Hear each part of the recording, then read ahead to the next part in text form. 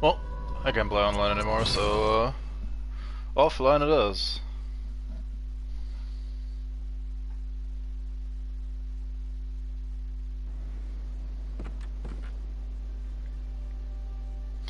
Alright, this is where we stopped. Hello, man. I don't quite feel functional yet, but we'll do it anyway. As NP. And we're only gonna start off with something awful, if I remember correctly.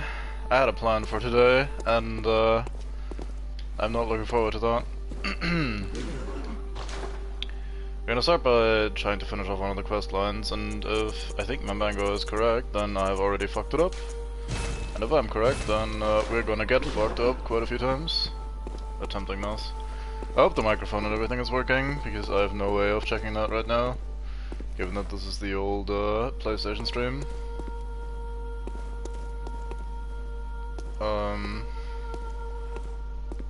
Oh, I don't think I can prolong it much more. Let's play some Fashionborn, just to prolong it that little bit extra. We did get the full old Hunter set, didn't we?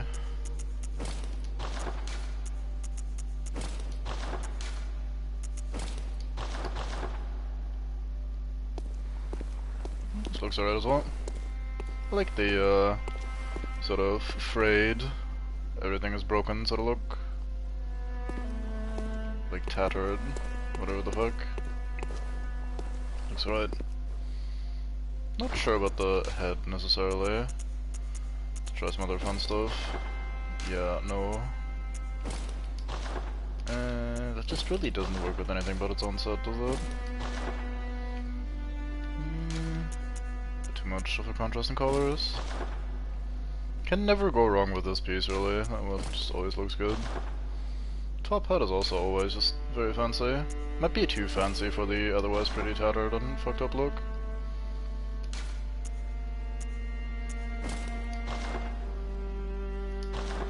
Yeah, let's just use this version of the old Hunter hat. Anyway, enough stalling, let's head over to Cathedral Ward. Then off we go to the actual cathedral again.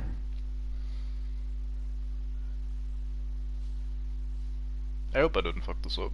I should not have fucked this up, but you never know. Bloodborne is trying to be a little bit elusive with its quest lines and progression bits.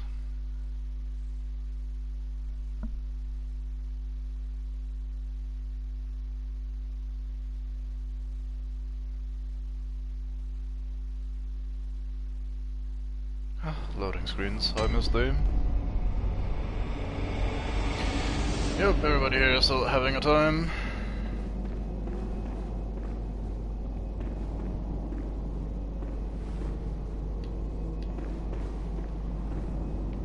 Well, on we go. So, over here is where we met Eileen, also hello there. Mr. Big Creepy Monster hanging on the side of the building, no problem whatsoever. You live here, I understand, that's fine. I too exist here. Let's slap this bird.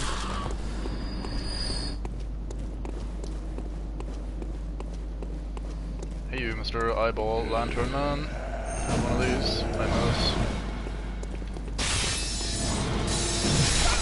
Ow. Damn, we shot that guy a shit time though. God, we do so much damage with an actually fully upgraded ass. How fully are we talking? +9? Yeah, we did get it to +9, that's very, very fancy. It's also a strength-based weapon, so we get quite a lot of our scaling. Or we actually get to scale quite a bit, I should say. Yep, these guys do not stand a chance. As well they shouldn't.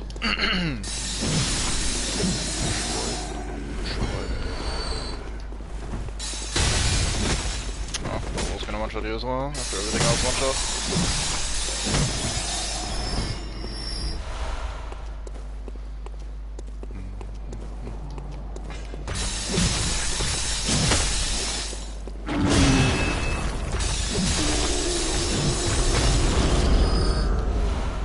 Blue elixir, I didn't know they dropped that.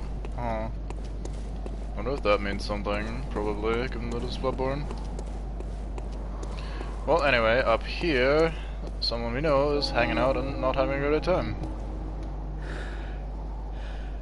Oh. Is that you again? I'm afraid I've made a bit of a blunder. I'm just going to have a short rest. Though, don't worry. I've taken blood. Enough to save an old woman. No more dreams for me. This is my last chance. What a fool I am. I'll have to tread carefully. But that thing still lies in wait. Turn back. This is my score to settle. I refuse. So that's a few interesting lines there. Obviously she also used to dream, but she doesn't anymore, so that's interesting. It might play into one of the endings one could have. Bunch of blood here. Must have been a really hard fought battle. I've never actually noticed that. Is that always like that? Anyway, so that's the one, like, that's one of the things that's interesting. Other thing is that she has taken blood, so the ability to just inject blood vial to restore HP is apparently a thing for other characters as well, which is neat. The final thing that I find interesting about that dialogue is her talking about that thing, which turns out to just be an NPC Hunter. Now, just an NPC Hunter is underselling this guy quite a bit, because fuck this guy, everybody hates this guy, me included. So, this guy's pretty swole. We're gonna have to fight him to the death, and I'm gonna die a lot, which is something I was not looking forward to, but here we go. So that's quickening that he just uses. The old Hunter's Bone will allow you to do that. Oh my god, that's a lot of pistol damage. Jesus Christ. Ow. So I do not have a plan how to fight him. Like, I'm not here like, oh yeah, I'll just do this when he does that, and so on and so forth. I'm purely winging it. So we might just get absolutely mauled for a while I attempt to learn the fight.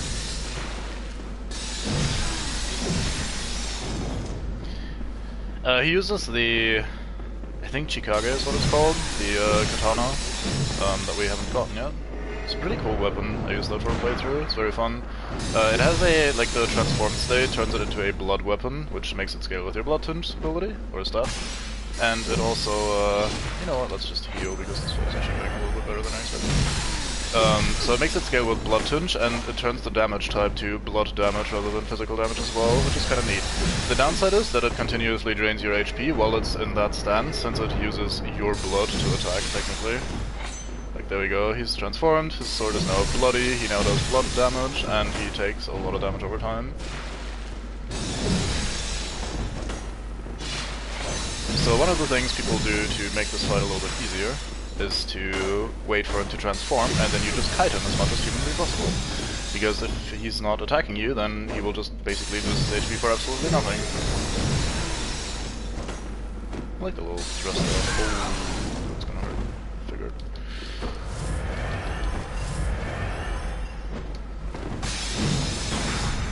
Ow.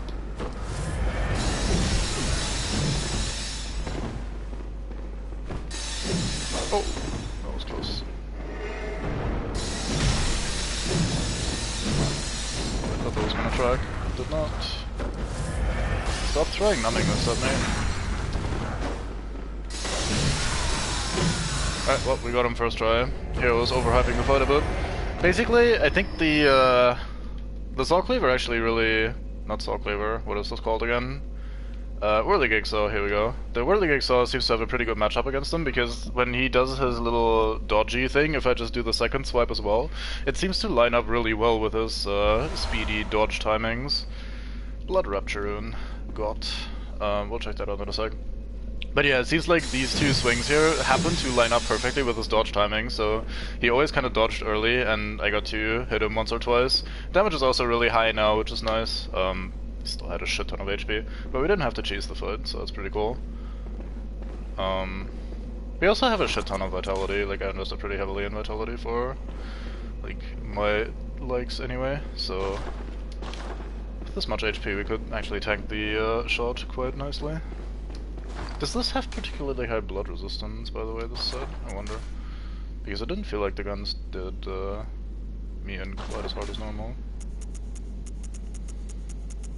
It's up there, but not, like, over the top. Alright, guess we just got lucky. But yeah, that fight can be a pain in the ass. Just happened to work out. Powerful weapon, high stats, so life got a little bit easier. Don't you ever listen to your elders? No sauce. No matter. You did save my life. I don't seem to be apt for this life anymore. My glory days were long ago now.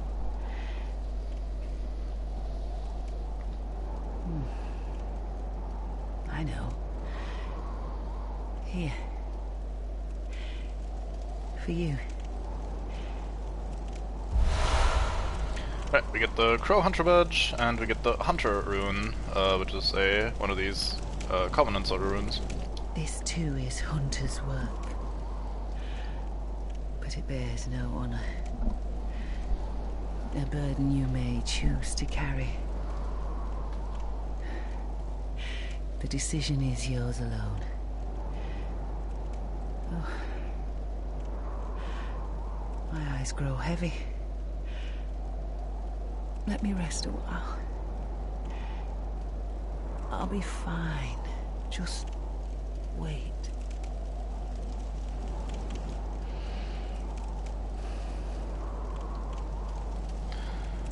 Well, I'm sure she will be fine. She's probably not just acting tough, she's actually fine. Right, there's no way she's not fine. Anyway, so we got some stuff. Let's have a look at these. We got the Blood Rapture rune. We got the base version of that before. This, I think, is the +3 version, actually. Like, it looks very fancy, so I'm assuming it's +3. It could actually be +2. Anyway. Blood Rapture was the one where if we do visceral attacks, which are the, like, riposte attacks or the backstab follow-ups or whatever, we get a bunch of HP back, which is quite nice. I don't think we'll be using it anytime soon, but it's definitely a good rune to have, especially if you're, like, farming shit. And then we got the Hunter rune. Hunter rune, sign of a hunter of hunters. A carol rune that transcribes in human sounds. This red smudged rune means hunter and has been adopted by those who have taken the Hunter of Hunters oath. These watchmen admonish those who have become addled with blood. Be they men or beasts, anyone who has threatened the pledges of the Hunter oath surely has an issue with blood.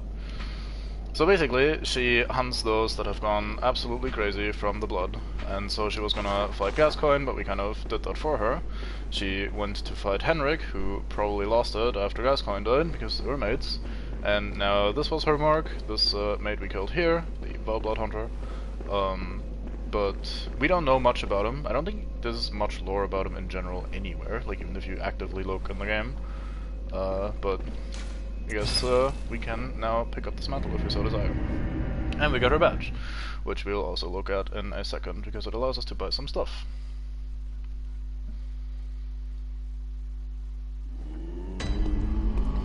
I need to fix something, give me a second. Hope this isn't loud.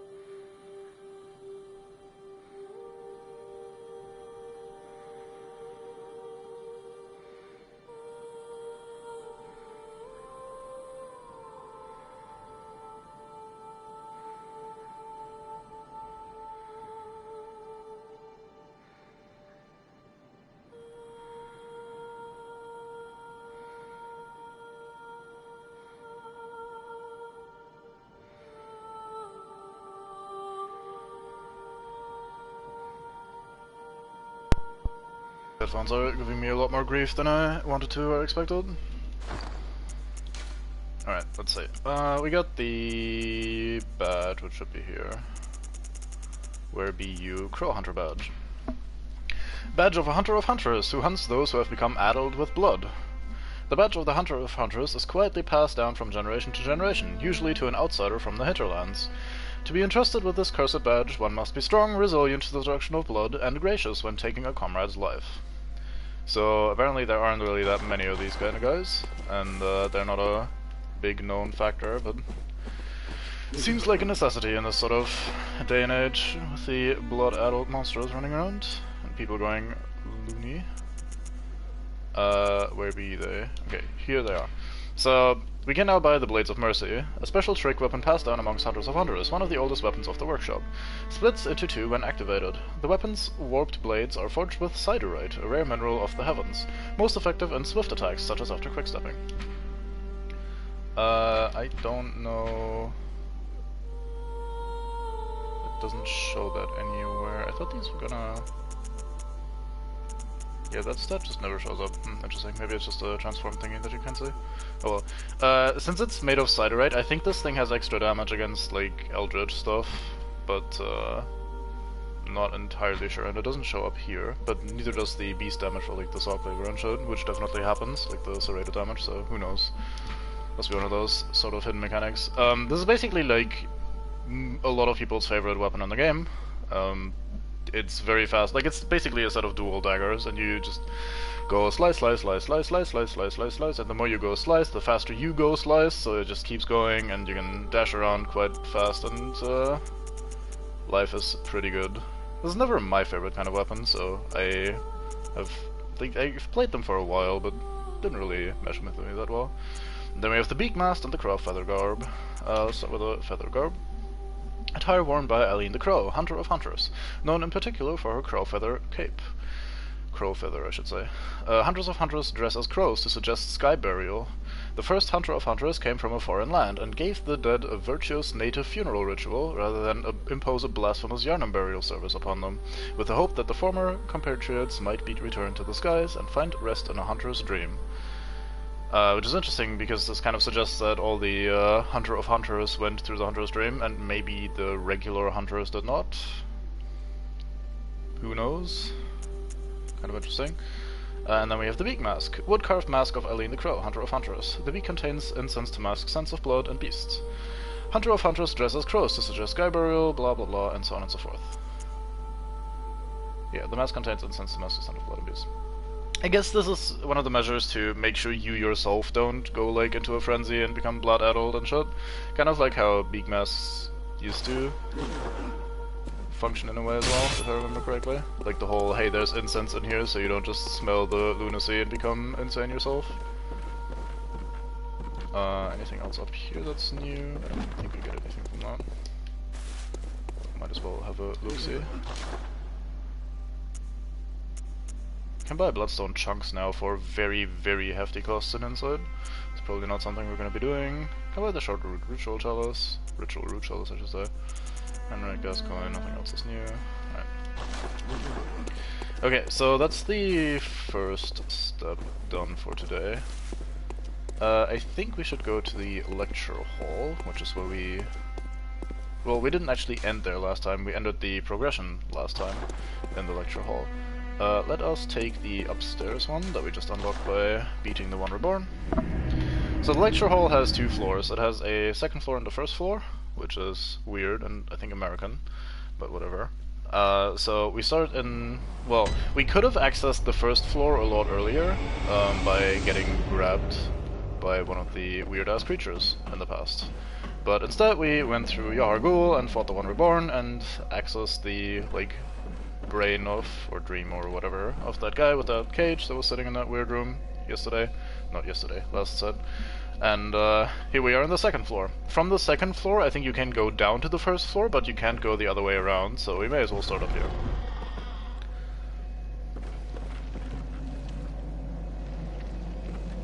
So this is the lecture hall, and the way I understood it always is that this is kind of the response to, Bergenworth is pretty small for such an important group of scholars and shit. Why do they only have this tiny observatory? Well, it's not tiny per se, but like a pretty small observatory.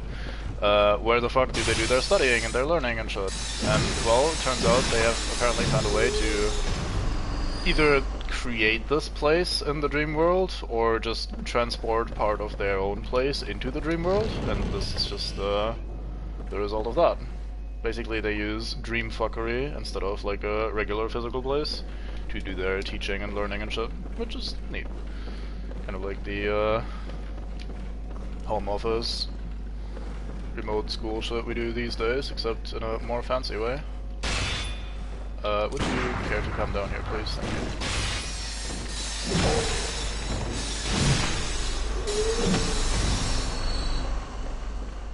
Yeah, basically, just plug your brain into the school dream server. Sounds very fancy. Also sounds very dangerous looking at these results. You might lose your corporeal form like with a dust bubble. That's alright, Mandango. We just saved your lady. Got your stuff. Master William was right. Evolution without courage will be the ruin of our race. Yeah, Psychonauts might also not do a very realistic or serious take on this sort of thing. Like, maybe you could argue that this is a bit more of a pessimistic take, so maybe we shouldn't take this one for serious either, but alas. There's another note here. Hunt the great ones! Hunt the great ones! Imagine you're sitting in school and your teacher is just like rambling about this sort of shit and your notes are effectively just hunt the great ones, and so on and so forth.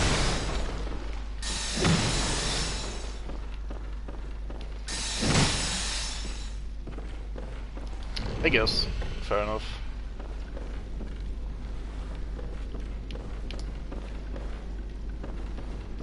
I feel like, this is gonna possibly sound a little bit weird, but I feel like Bloodborne, at least on some level, makes a decent amount of sense. Like, I could see this sort of, if something like that were to happen, like the old blood started existing at a sort of medieval point, and like, the timeline develops differently because of that sort of shit, I could see something like Bloodborne happening. Like, obviously this is assuming that all of this is, like, would be like real or whatever, but this is the double ambush place if I remember correctly, because we have one as we're trying to leave later, and then there's also some nasty shit here if I remember correctly.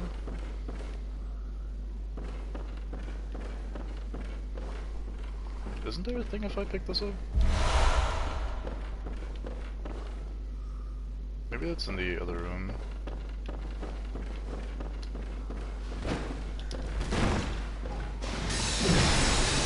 I always find it funny that they leave their weird puddles of goop in the middle of the screen, like in mid-air as they drop down. Kind of an awkward side effect of how that program did. But ow, you actually found a little gap to shoot through. The worst part about their projectiles isn't even that it's particularly dangerous, but rather that it just kills your frame rate. Like all this splattering going on is not very good for the old PS4. Not having a fun time.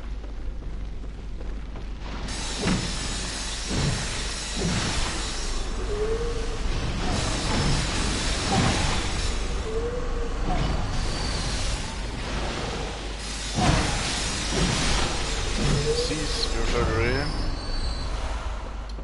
Malformed weird-ass students. Make quicksilver bullets.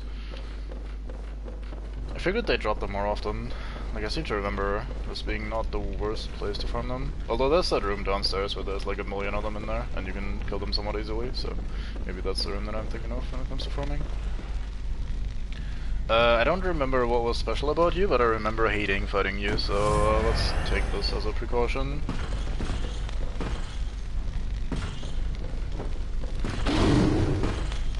Yep, that makes sense. Oh, that was quite the turn you did there. Not approved.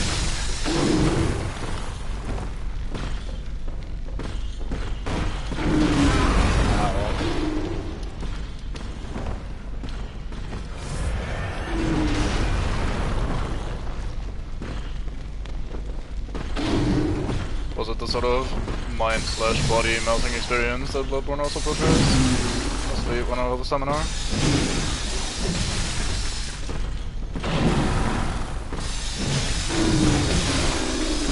Was your teacher at least giving out sedatives to make you more receptive to the teachings? Or blue elixirs as well?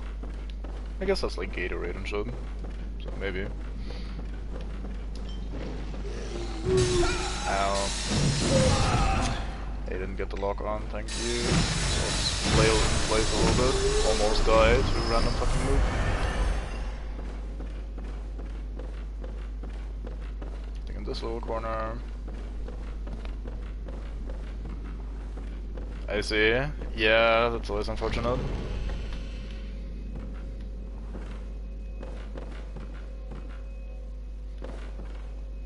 I'm always impressed if, like, professors or teachers or whatever can still sound enthusiastic and, like, curious, eager, whatever the fuck, excited about their topic of choice after preaching it for so long. 3 third chords. Found 2 of those third chords already, I think. The nameless moon presence beckoned by Lawrence and his associates. Pale blood. Basically, this place is cryptic lore bullshit. Except it's not necessarily bullshit, it's just presented in such a fragmented and awkward way that it's kind of hard to piece together, but one can actually sort of do that if one is looking into it.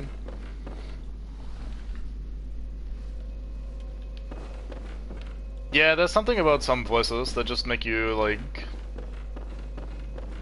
I'm not sure if drift off or doze off or whatever is necessarily correct. It's not like, oh, I'm suddenly very sleepy, but it's also kind of ass, I don't know.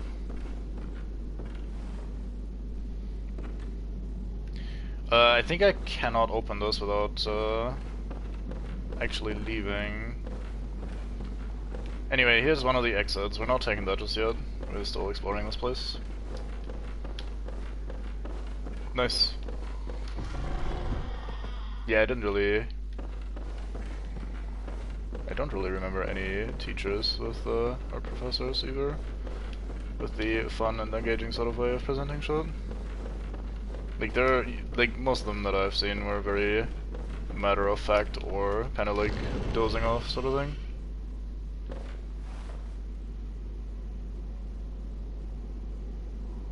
Hey, awesome, nice, great. I mean, that's probably the best, like, honorific, or, like, the best sign of positive feedback you can really get if your former teacher uses your results as a positive example. Did we just pick up the third? Yeah, we picked up the third communion rune. That one was the max blood vials. Plus 1, 2, and 3 respectively, depending on level. You can actually sack those. If you have all 3 equipped, you get 26 blood vials total, which is quite a lot. Although I think 20 in general are sufficient for most things. Okay, so if we were to open this door, I think we automatically leave. Basically, this is the exit of the second floor, which brings us to one of the nightmares, which is not where we want to be right now. Instead, we have this hatch over here. If we go down here, we end up in a room with a mate.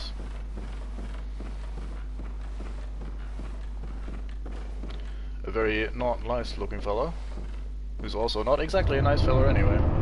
We get inside. So I didn't show this before because we didn't go here to the first floor, but if you were to explore the first floor, this is the dead end. Like, this is a door that you can't open from the other side, because over here is this weird spider mate with a head on it, like a spider with a human head on it, which is always a fun mental image for anyone that loves this sort of mental image, which isn't me. Anyway, the point is, he would be sitting there and going like, mate, you can't go here, blah blah, like he would say some shit. I don't remember what he says exactly. Hello. Oh, this cannot be. You cannot be. Oh, how did this come to pass?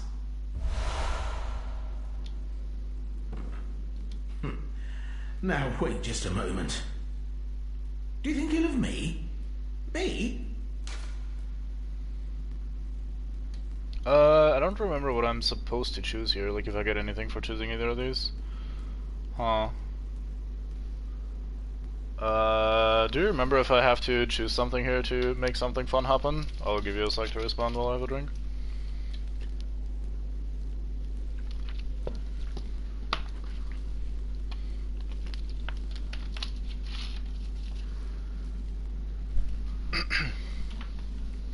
Oh, fucking congested nose. Ugh, whatever.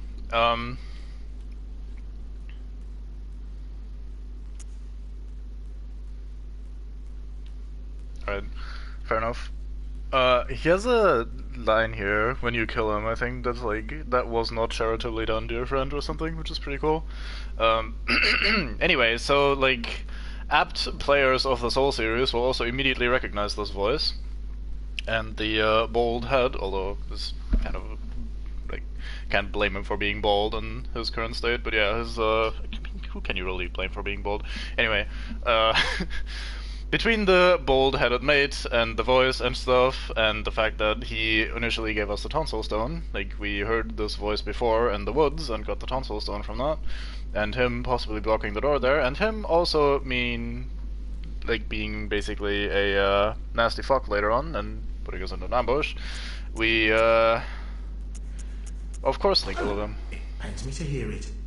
You've made yourself a misreckoning. I shared with you a thing most secret. Now you're witness to a miracle, and all the stronger for it. It's plain as a pikestaff. Now, say in my heart, you were as a lamb to my God. Well, you weren't to know, and it wasn't for you to know. All's well that ends well, I say.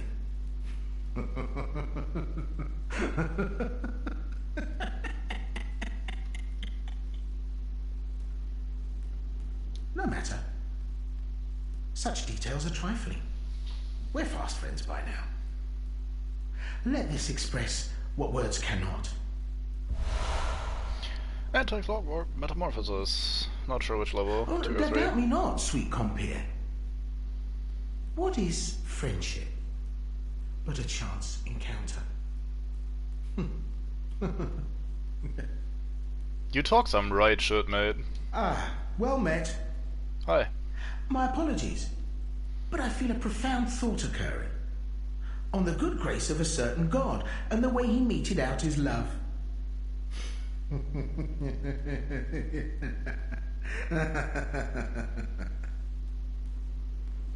don't know what he's referring to. Ah, well met. Anyway. I hate this. This fucking spider patches bullshit. Why is this a thing? Fuck you. Should we kill him? I'll have you chime in on that if we should kill him. I'd like to kill him, but I don't know. I usually don't like killing NPCs, so maybe I shouldn't. Who knows? Yeah, sometimes it's hard to express the thoughts clearly. So I have to do a little for emphasis. Emphasis, as they say. Can't believe I said that. Fucking idiot. Anyway, so here we have a lamp. That means if we went the other way into the lecture hall and entered the first floor first, we would have appeared here. Ta-da! We did it the other way around. We started on the second floor, which is a little bit unfortunate because we didn't get to get this guy's dialogue through the door, but alas, can't do everything perfect in a Bloodborne playthrough. I probably should have squeezed that in somewhere before doing the Yahargul section last time. So from this side, I think you basically do a big circle around this by going in here and then out the other side, and then in the other side and then out the other side. That totally makes sense.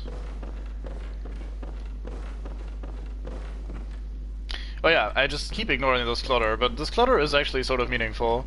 A lot of these, if you inspect them even a little bit, are very clearly these ritual materials, part of which we have found ourselves, like the eyeballs and the blood and such shit.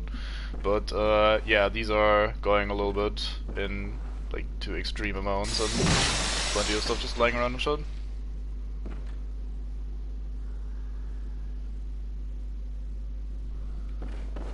That's no problem. I know that it's like dumb and irrational, and I wish I wasn't like that, but such is life. It's one of the few things that I actually forgive myself for, because there's really nothing I can do about it.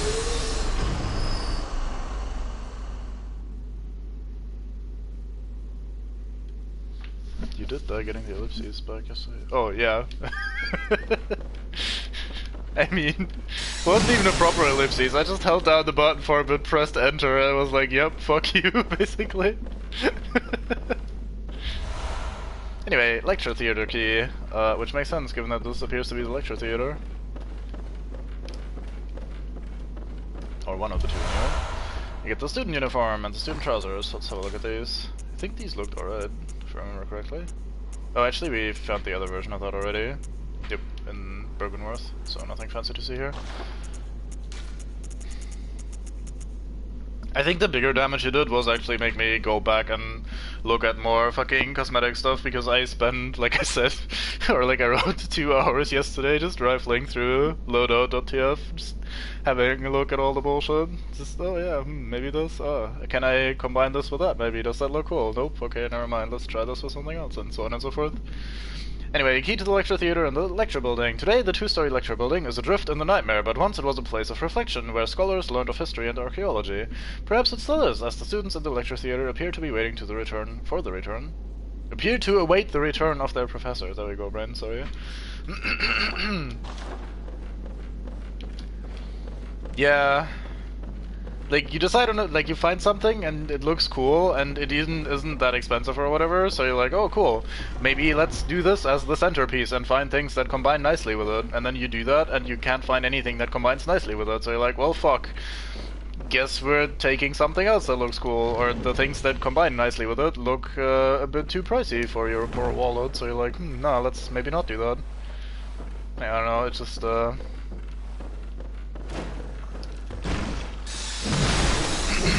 just self-perpetuates very quickly. Get some madman's knowledge and some madman's knowledge. Honestly, it's a bit surprising that you get this little madman's knowledge in this place. Like, all things considered, this should be the place for madman's knowledge. I guess we as the player gain a bit of madman's knowledge, given that we get these notes and shit to read.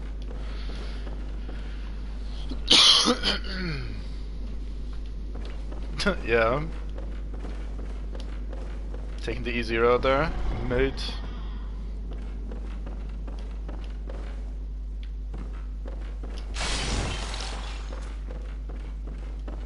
Yeah, pretty impressive. That said, I think they don't look that great, personally. Like, they, the way they're attached to you looks a little bit artificial. Hey, we got some red jelly. That's a lovely, lovely item. Wanna see some fucking bullshit? Let's have a look at some bullshit.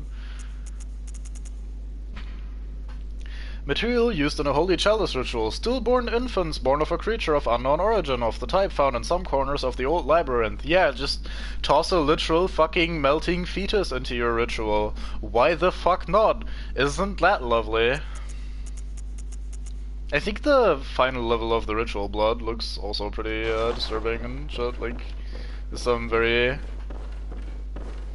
maybe not explicitly graphic or whatever the fuck images, but like, it's pretty... some pretty nasty stuff goes into these fucking rituals. These people had no shame experimenting with literally everything. Hey, let's try eyeballs. Oh yeah, sure, let's do that. That seems good. Let's toss some infants in there. Some fucking... yeah, I don't know. Just people going crazy, basically.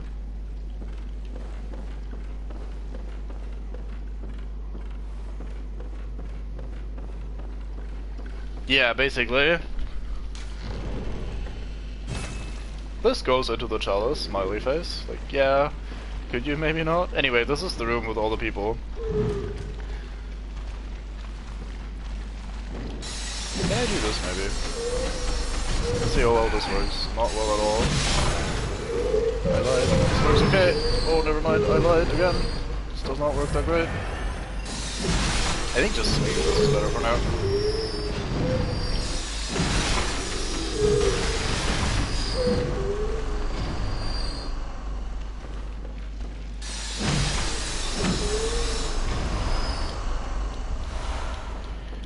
Silver bullets. Oh yeah, so I was being a moron. I'm uploading this playthrough to YouTube, and I went all the way up to part 3 already, which you might now think, wait a minute, part 3, but you already did 4 streams of this game. Where is the 4th part? Yeah, I forgot to upload that. I even prepared it, like I made a highlight of it on Twitch and shit, just ready to upload, and then just forgot to fucking upload it. So, the poor YouTube men, which certainly exist, are sitting on part 3 only. Missing out on this great ass action while I wasn't streaming for a week.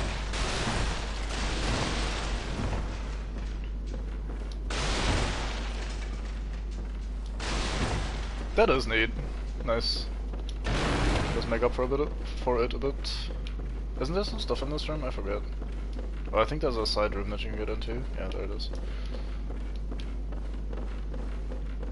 I like that these two were still just sitting by their chairs while everybody else got up and was like, "Oh, fuck you!" Flooding out of the room. That door was not perfectly connected to the wall. You can see past it. Kinda weird. Isn't this where we get the umbilical cord? Because I think you get one in here.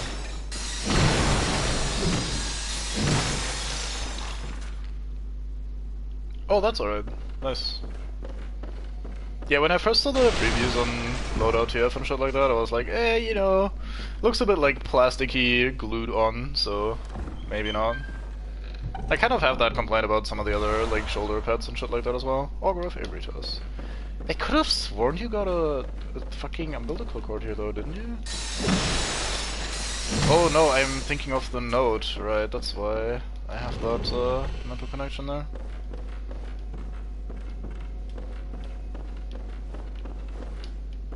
Anything else in here? I think we've done everything now.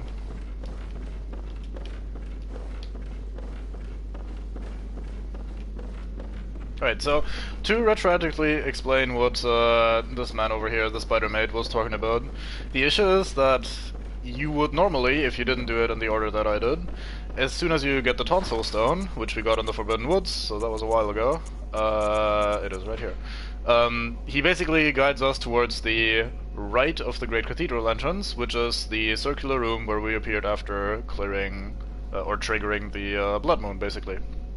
And in there is one of these monsters, the name of which we officially don't know yet. It's called Amygdala though, but or Amygdala, depending on how you want to pronounce it. Anyway, so one of these fuckers is hanging there, and once you have the tonsil stone, if it grabs you, kind of like how we got grabbed to access the DLC, it will teleport you into the lecture hall building, and you will end up right the fuck here on this lamp. I think. Maybe you start in one of the corners and have to make your way to the lamp, but I think you start at the lamp. Anyway, so the point is, you're here at the lamp, and then you explore the first floor. This door will be closed, and there will be a face looking through a tiny window in the door, and I don't remember what it says exactly, like it kind of encourages you to have a look around, maybe. And you will clear out this room, and you'll be like, huh, neat, first floor lecture hall, not that much interesting stuff going on, but it's kind of weird with all these multi-students and shit. Not that I played multi myself. And then, overall, you'll just eventually wander to this door, and you'll be like, huh, what is this door about? Open door to outside, let's have a look outside. And then, oh boy, here we go. Your character just wanders through.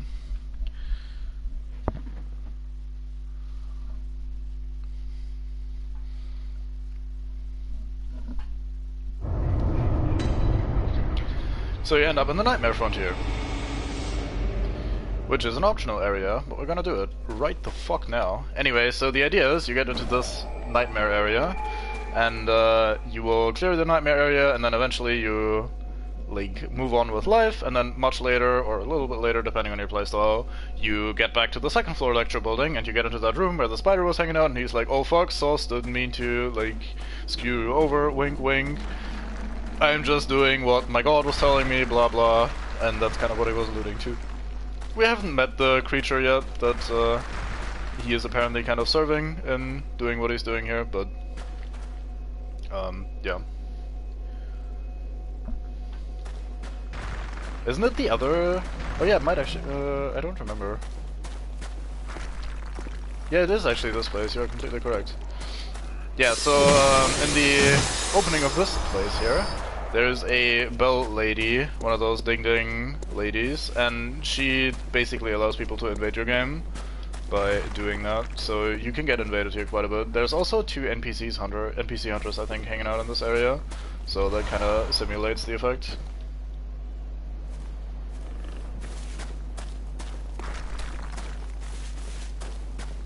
Nice, you show him? Yeah, I'm very adept with the bomb. Fucking let me target this man, I guess not.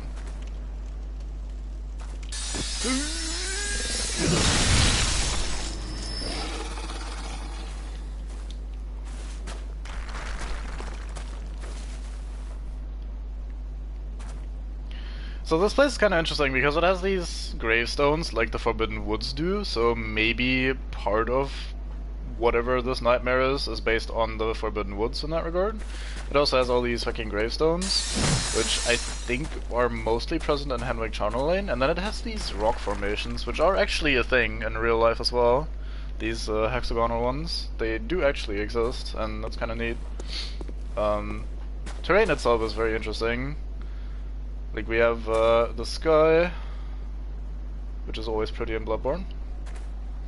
And we have some very interesting stuff in the edges of the map as well. Like in this fog down here, you can see what looks like maybe, if I can get that out of here, what looks like ship masts and shit. Like there's shipwrecks and all sorts of bullshit in the foggy quote-unquote ground surrounding the, well, apparently floating island or whatever the fuck that we're on, like the nightmare thing. Look at these cloth physics just having the time of their lives. Let's avert our eyes and not embarrass the poor game. Let's look at the search instead. So this reinforces once more the whole great bodies of water being a barrier to the dream sort of thing. Like you could see shipwrecks connecting with water, ocean, deep sea sort of thing, and then we are currently 2 layers deep into a dream apparently, because we went into the mind of someone to get into the lecture building, so this is a dream place, and then in the lecture building we went into another dream level, and now we're in a nightmare frontier. So clearly this is not, well, real. So just kind of going multi-layers deep into the dream bullshit.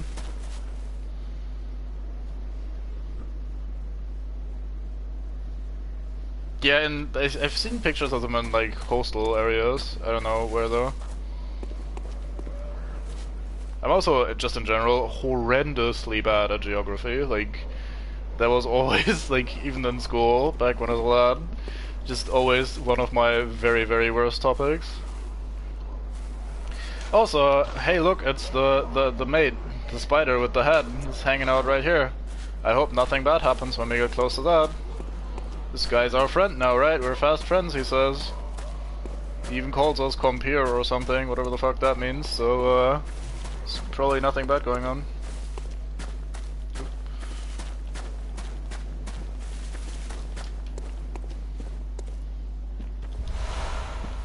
Get some lead elixirs.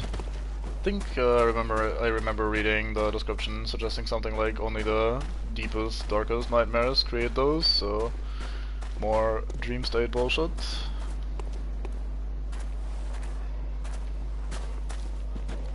Fair enough.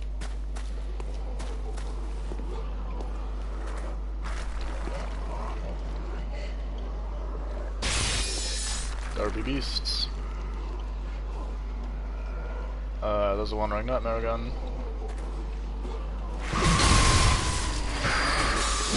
Oh, there's a big one-ring nightmare.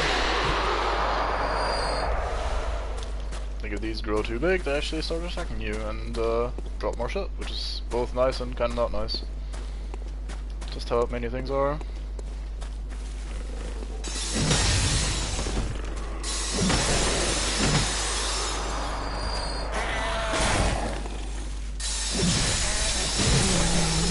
So thankfully we're a little bit overpowered for this area, which is gonna make this a little bit easier and nicer than it normally might be.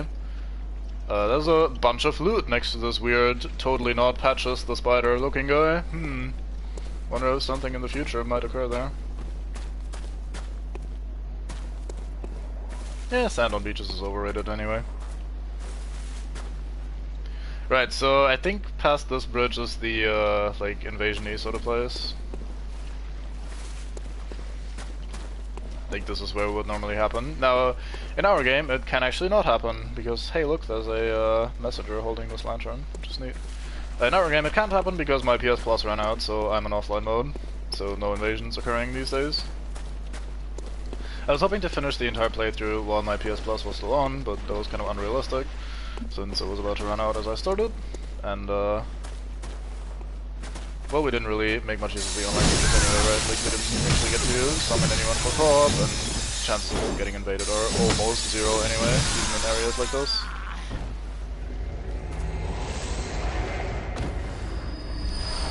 like, even going through this area multiple times, I've only been invaded twice ever, so it's not exactly a guarantee or whatever.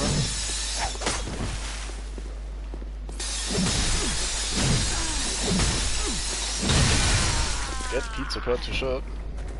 Mate. So if we were online, then over here, I think, would be where the Bell Maiden stands and rings a little bell. Or were you hoping I was gonna get invaded and fucked? I think I'm pretty bad at the PvP in this.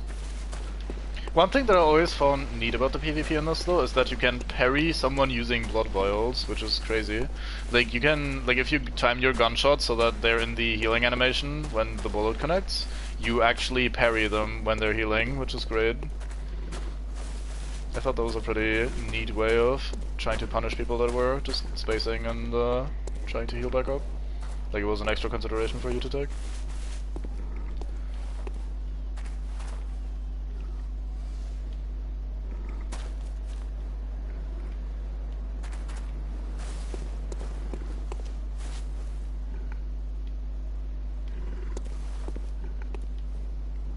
I hear a wandering nightmare or something. I don't know where it is. As is evidence by me just spinning the camera around looking for where the source of the noise is. Probably just down here.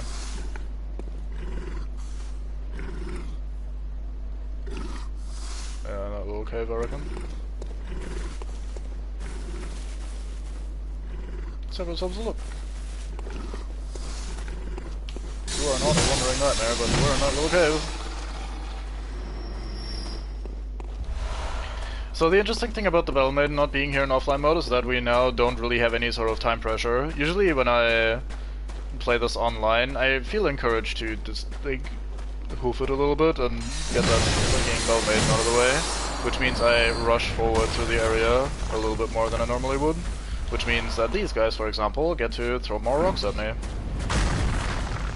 Like anytime you have a mechanic like this in a Souls game where you kind of need to push through to do something, is where you like have to play a bit recklessly and thus usually die a little bit more. These people tossing rocks at you is kind of annoying. They're really bad with aim, but the rocks do a decent chunk of damage and they can do that in melee as well. So, like, they are pretty dangerous. I remember being one-shot here in various points, but I usually have fairly low vitality, so that may not mean that much to regular people with their like health and shit.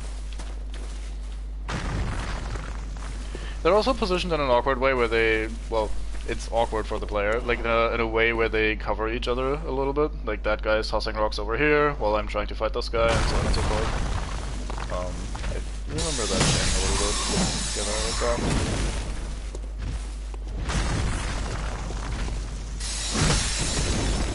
I don't know why I thought he was gonna flinch. He made no attempt to flinch earlier. Oh, no indication of flinching, I should say.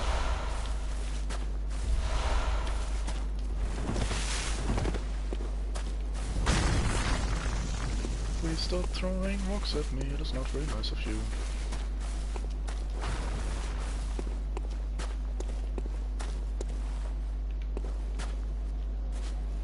Swig cold blood flower bud. That is another ritual material.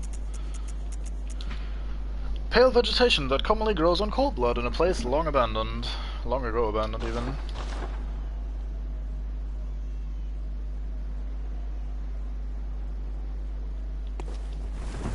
Yeah, as I was saying in another stream, Arcane is the sort of build where the sort of stats, weirdly enough, where you wanna heavily invest into it. Like you have to kind of go all the way up towards 99 to like get that shit going. Which is interesting because it means that you scale a little bit longer than a lot of other builds, but also kind of means that you start off a little bit lower than everybody else in terms of like your stat distributions, and you have to make some sacrifices for it.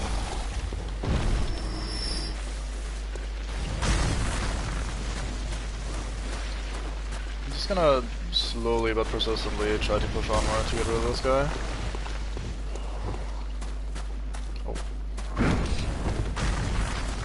I am very afraid of point blank rocks. Like my brain seems to remember some sort of haha you dead now moments.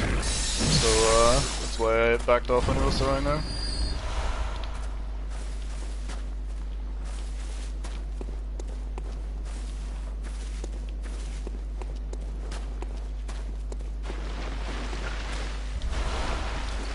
So. Interesting that these look like church hunter corpses. Like they have that shawl and the black robes and shit. Then down here are Mr. Tentacles. Like there's a lot of them. Kinda weird slug-looking things. We read something about slugs earlier being like descendants of the Great Ones or some shit.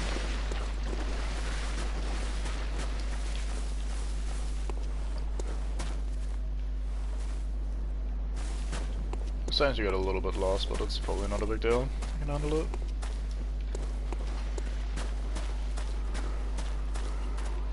Oh, this is the looping back bit towards the beginning. So this Wandering Nightmare is actually a good one that he runs away because it makes you do this.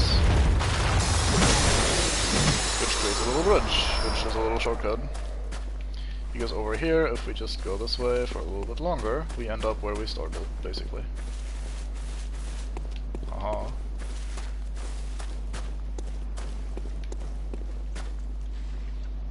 Yeah, so this is where we first fought our big man nightmare and so on and so forth. Over here is spider patches, so this loops all the way back around. So we did a nice little trip.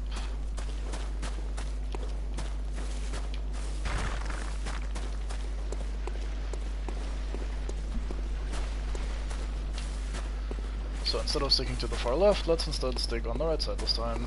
Or at least go like center-ish. Actually, quickly have a look up here.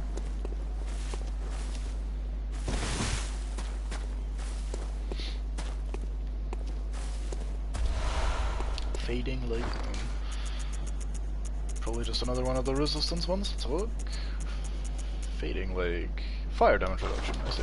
Right.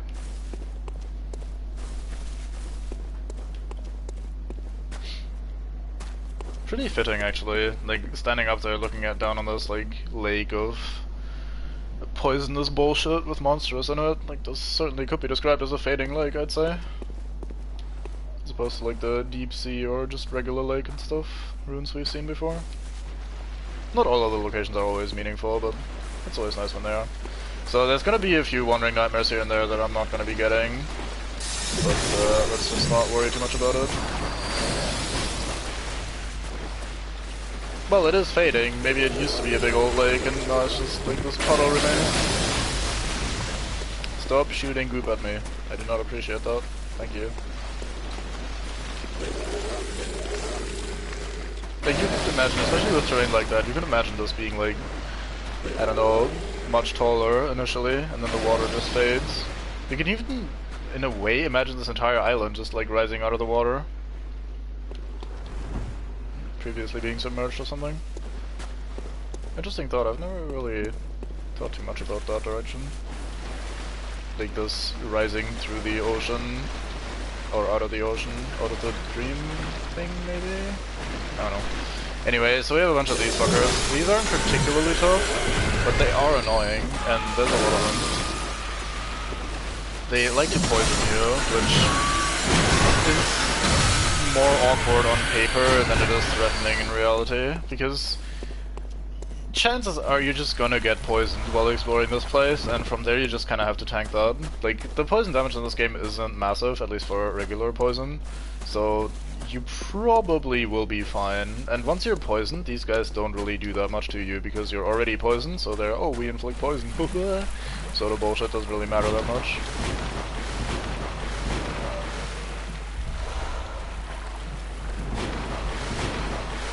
So I think from here we're just gonna be mostly tanking the poison and trying to move on.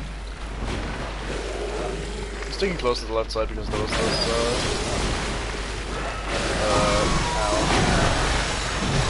Tulsi boy upstairs. If I use the close side like this, he probably can't attack me.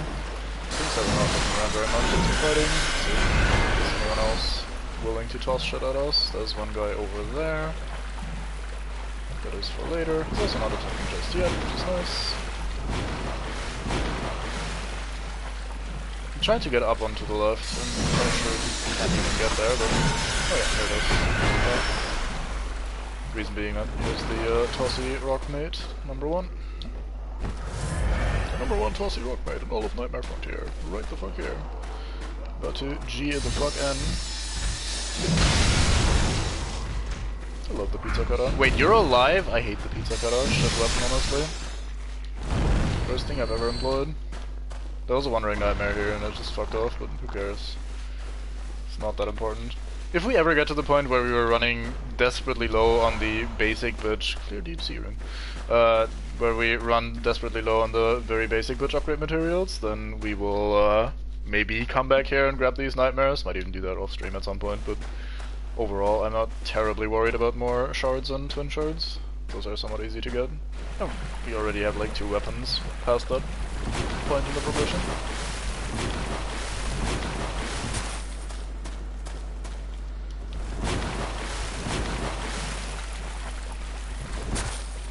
Hello.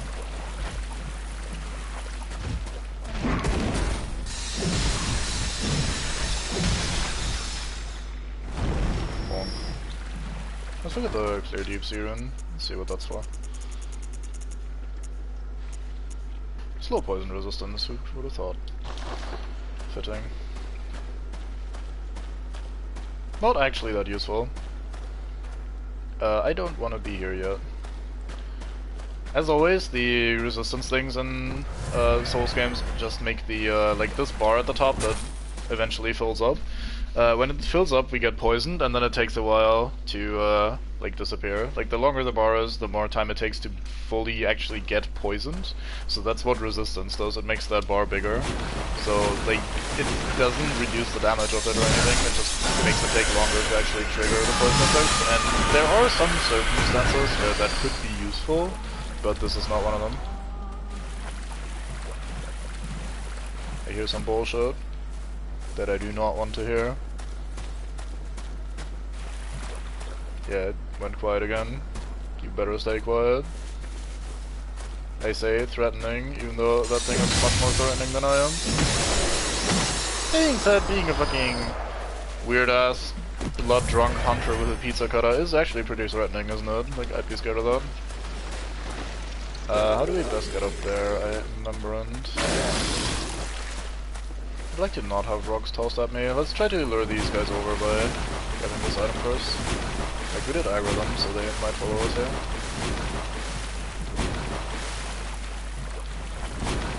How do I even... I'll just entrance to this island on one of these sides. Yeah, there it is. More cold blood flower buds.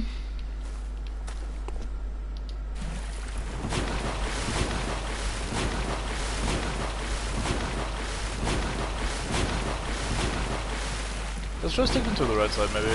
We stuck to the left side earlier to get to the left side giant. Let's stick to the right side to get to the right side giant. That makes sense to me. They say rolling into every obstacle in the game. Yeah, so we've been poisoned the entire time, basically, and I only just used another blood vial, so... Like I said, the slow poison effect really isn't that big of a deal. The slowdown is obviously annoying in the poison mode bullshit. Like, being slowed down and being forced to constantly roll is always a pain, but overall it's not really that helpful. Free antidotes as well. Lovely, lovely. Is there another cave entrance here?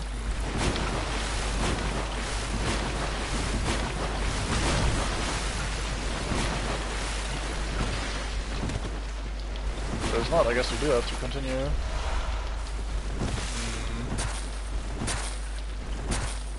I do not like that. I do not want to continue. I like that these messenger lantern things are very actively trying to be wayposts. I don't remember them having that little glowing line above them to indicate their presence. Like this, like, line of, I guess, incense being burned? Like, smoke or whatever I should say. Anyway, so I guess we're going through here and meeting our worst friend for the first time. Everybody hates these guys, me included. Let's equip sedatives, even though they're probably not gonna help us.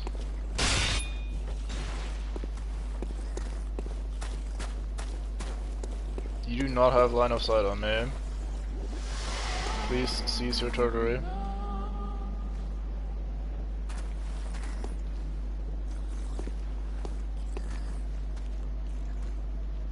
We don't really get to have a close look at them for a while, since they're just gonna murder us, basically. Alright, I got the parries, NP. Okay, so, I forgot what these are called. I think winter lanterns or something like that, which is apparently a flower. At least that's what my memories try to tell me.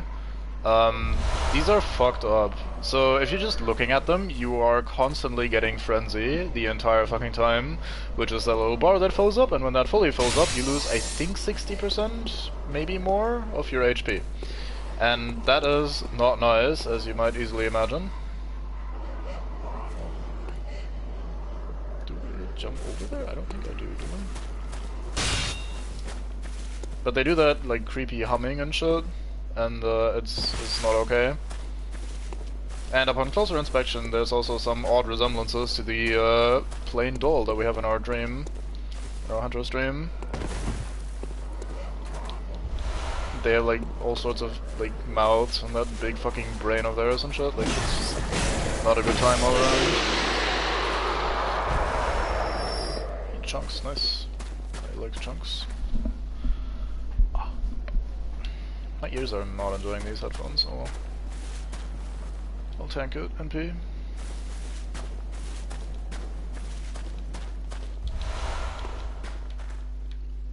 Oh yeah, that just drops down into the poison pit, that's for later. I'm gonna try to do this in order. Like one step at a time. Don't wanna get myself cornered in unfortunate ways. Can hear another bit of in the background there. It's not what you would want to hear in any sort of reasonable, sane world. Just no existent.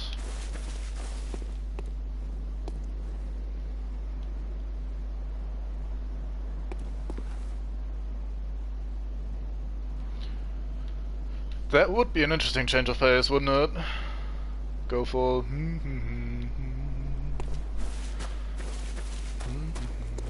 Although these guys' humming always reminds me a little bit, I don't know why exactly, of The Evil Within, when the, where the, is it Clairdelune music is playing in the, like by the mirrors. Something about that always reminds me of the Clairdelune tune. Not sure if that's a reasonable association to have in your brain, but there it is. Just one of these. There's another winter lantern here, and I'm a little bit worried because I don't remember where exactly it is. And if that catches me in an awkward place, we're gonna suffer a lot. Ow, really? You just hit me up here. Yeah, I'm coming down then. Fucked up, no! Protect your fucking social. Oh, another escape nightmare. Oh, we are a hunter of beasts and not a hunter of nightmares, right? So, should be fine.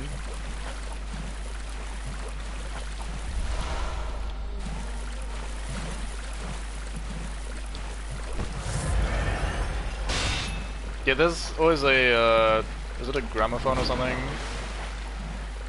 Version of like a, Clairdelune playing, I think, in all of the bits, basically. Whenever you use one of those mirrors to travel back and forth, kind of indicating the safe room and safety in general.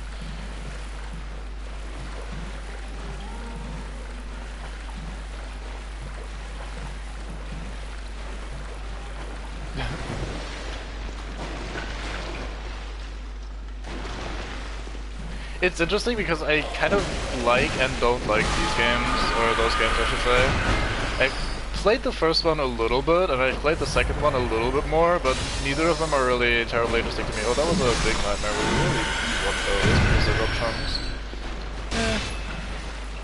Can't be asked to relog for those right now, but like I said earlier, maybe I'll just have a second trip through here off stream or something. Try to grab all the things that I missed. Because there will definitely be a bunch of stuff that I miss here. But yeah, I like the Evil Within games, like, in some ways, and in a lot of other ways, they're really bad. Like, it's kind of difficult to reconcile, in my opinion, because, like,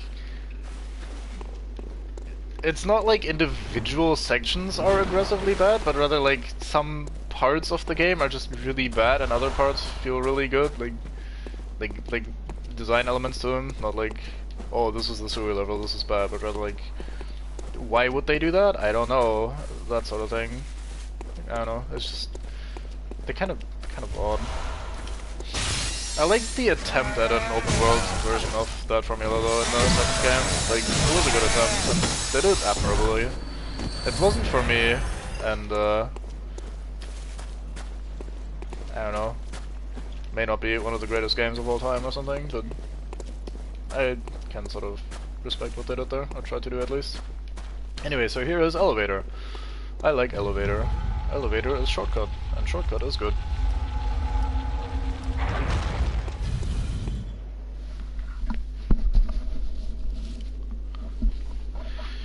No, I think well, I can't say no as though like I know better. I do obviously not know better, but it feels to me like the DLC and the equipment stuff being stealthy and stealth focused was like deliberately oh, fuck brain, please remember words. Words are useful. Not distraction. Anyway, a step away into a different direction, like a different branching out sort of bit for the main game, because the main game did have rudimentary stealth, but it doesn't really have survival mechanics that much. Like, all of it is kind of designed around, from the way I understand it anyway, like, just more combat. Like, functionally it's just like everything you find and loot and all the tools you make are all like specifically combat tools, and it's less about like, oh, I have to rifle through this stuff because it ensures my survival, but rather like, as in, you just want to do that to have more resources to fight more and shit.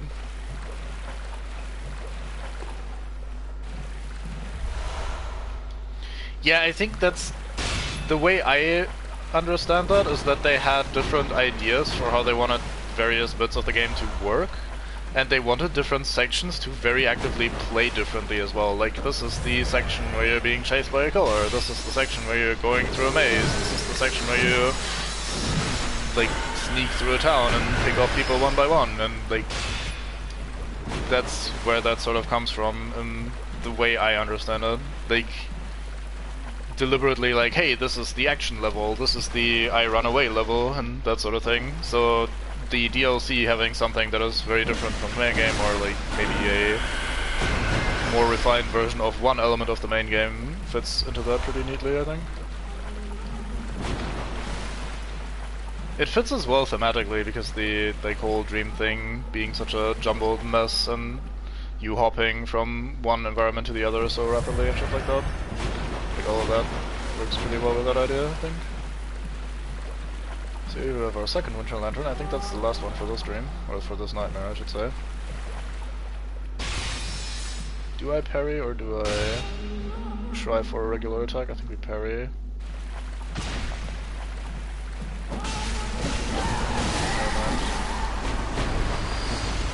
Oh wow, that was more damage than I thought. I thought it was 60%. Maybe that was 60%. Oh, I didn't even loot. Shit, should have looted. Fuck. The thing that's awkward about the frenzy stuff is that the sedatives actually take a moment to use, just like just about every other thing in the game. And the frenzy bar, at least by default, without much extra resistance, isn't that long, so you don't even have that much time anyway to use it. And the more insight you have, the worse your frenzy resistance is as well, so if we went and spent some of our insight, we could probably make ourselves a little bit less susceptible to that sort of thing.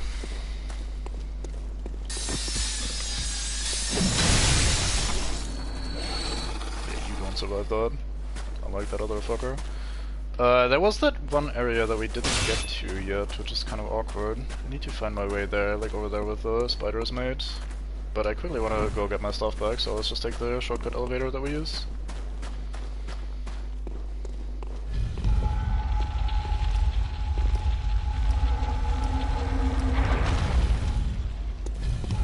I could have sworn it was a fixed percentage of your life. Like, maybe not 60%, but like 80% or something. I'd have to look it up as well. I might just be mixing it up with bleeding from Dark Souls 3 and the likes.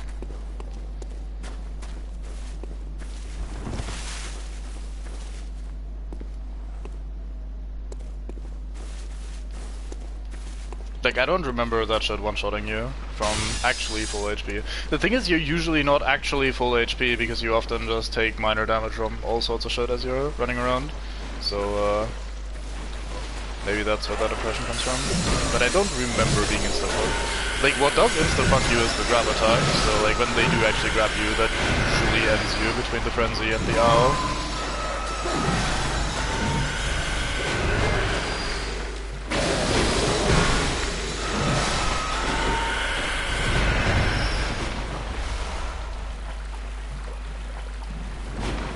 There was a bigger One Ring Nightmare here somewhere, and I kind of want to grab that. You're not a One Ring Nightmare. I mean, you are a nightmare. Not to be mistaken here. Like, fuck you, creature. But, I don't remember where explicitly that was. Could be anywhere.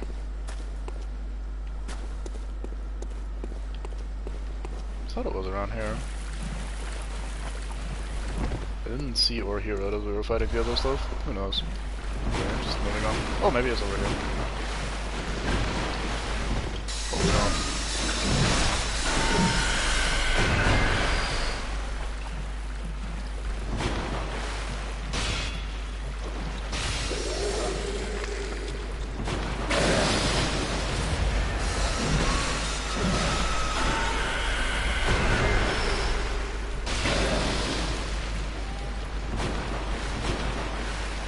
You harm at me, woman. That looked like it was glowing. I guess we already looted that though. It's just a corpse.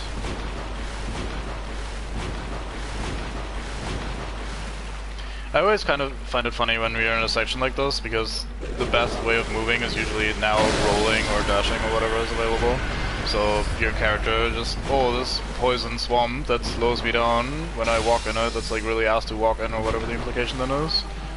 I can roll in it just fine, that's speeding me up in fact, like that always seemed funny to me. How do I deal with this then? I could try for the parry and just hope that I get the frenzy proc during the parry animation because I'll be invincible.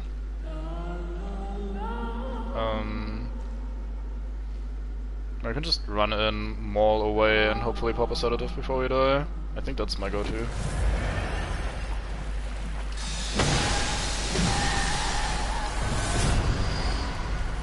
Yep, that worked out nicely. Cursed Adept Blood Gemstone. So, Winter Lanterns are annoying because they are actually really good to farm. For anything that isn't the Chalice dungeons, you basically can't get better gems than what you can get from the Winter Lanterns, so you are actually sort of encouraged to farm them. There's a spot later in the other nightmare, or one of the other nightmares I should say,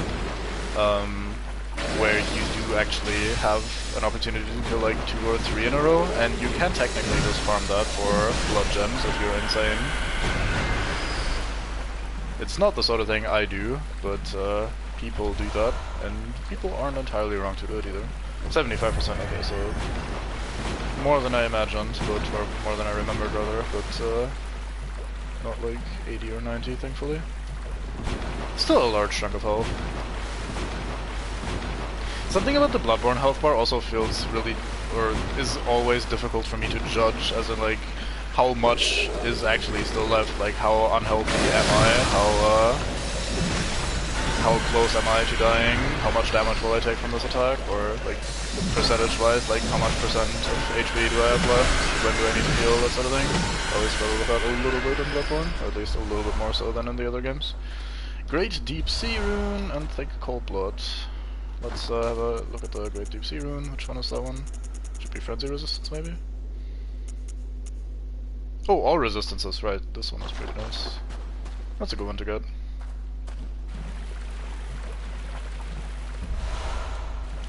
I tend to not use the various resistances very much. Like, I don't particularly care about poison resistance, for example, or frenzy resistance, because in a lot of the areas where those statuses, I guess, are relevant, you can usually just deal with it fine. Like here, for example, like I said earlier, having more poison resistance is pretty meaningless if you're going through the swamp anyway.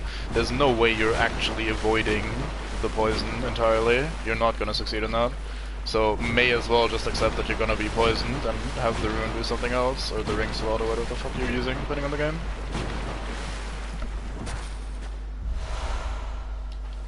Yeah, that one I also never fucked around with either. The one you're referring to. Like, I tried it out, like, the moveset and shit, but I was like, maybe not, and just never ended up using it. Never made a build for it.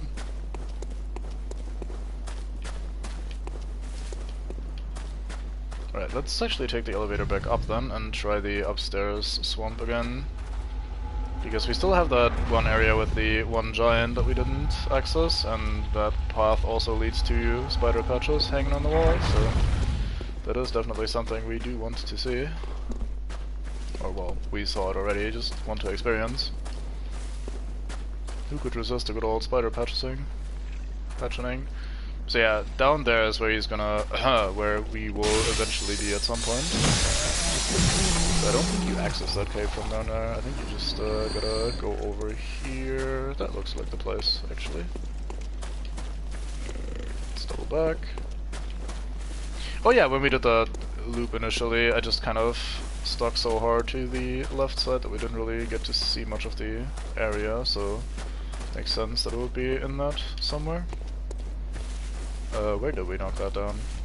Here? Yes, here. Yep, this leads right back up. Do we check this little cave?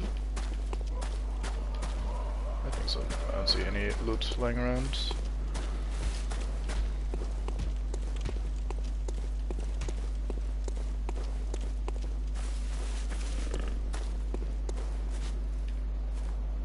Growling and shit. So you're just wandering through the environment.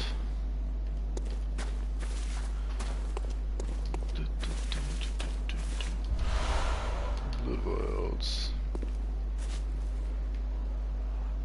That's a lot of coins leading to that loot. That must be some incredible loot there. Let's quickly check this area first though before we commit to looting that. Oh, these are drops, right? So we can't just double back. So we do have to make 2 trips eventually? Oh well.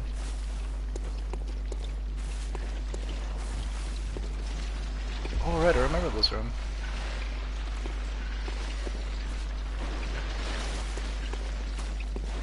I coincidentally made this little jump onto this platform. I didn't mean to, it just happened. Oh, can I not get up there without looping back around? Oops, MB. Stunning deep sea. I'm not even gonna take a guess as to which that is. There might be lightning.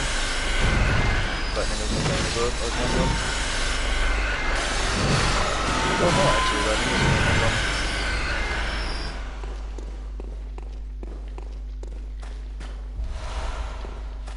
Yeah, the weapon you were talking about is pretty forgettable. Like, I don't think any... Maybe one enemy uses it, actually? Now that I think about it. But yeah, it's not one of the more important ones or the more memorable ones. More poison, hooray!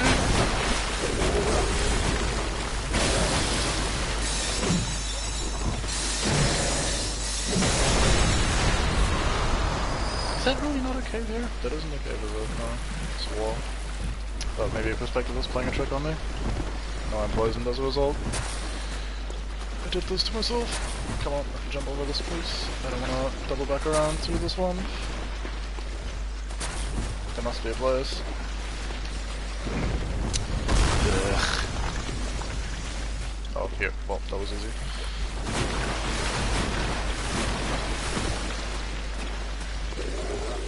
Let's just run back to where we need to go and see what all the things are that we aggro on the way. Probably not that much at this point.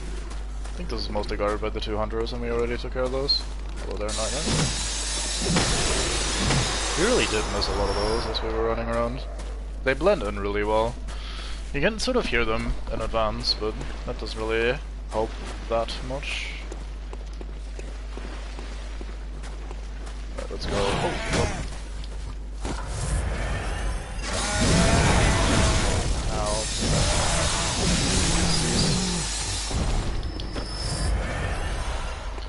Fireblood gemstone. Nope, that's not how we do this. We go around. As always. Right, so we're gonna have to do this trip a few more times, because I'm gonna start by killing that stone-tossing giant, because we'll end up in the swamp inevitably, and then we're gonna get rocks tossed at us, and I don't like that, so just wanna get that guy out of the way. But he was a place to jump down to, so we'll have to double all the way back around and get back up here again, and it's gonna take a while, so but it's just how that works. Aren't you just to the left? Oh, you're there. How do I get there? Is there a path behind him? Is it down through here? Ah. So we don't have to double all the way back around. Never mind. Hello. I remembered that you survived on a pixel. Haha. I'm learning. I'm a human being, I promise. I can learn. And we get clockwise metamorphosis.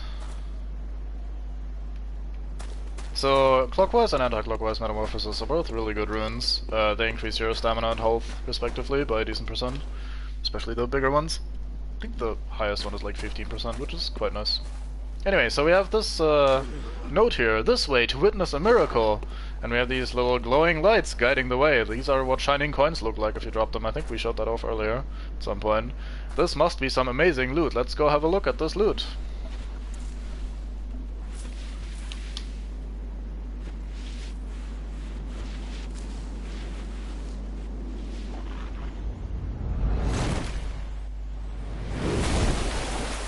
I do love the flailing that we do in midair there.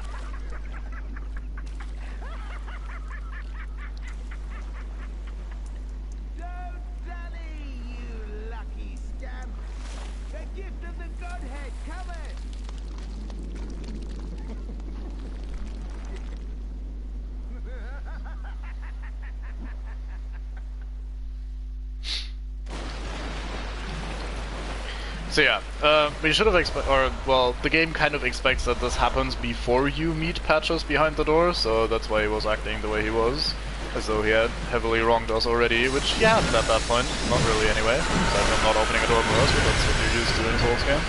So, yeah, that's kind of where that led to. Another very classic Patches ambush.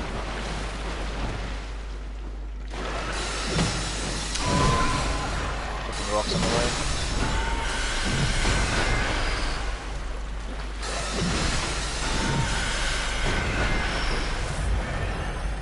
I don't remember which direction is out and which direction is more loot, so we'll go this direction first. That's a big nightmare there.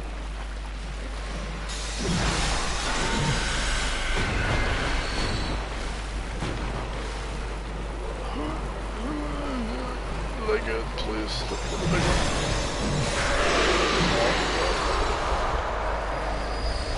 Aw, twin shards, I thought chunks. I was getting all excited and ready.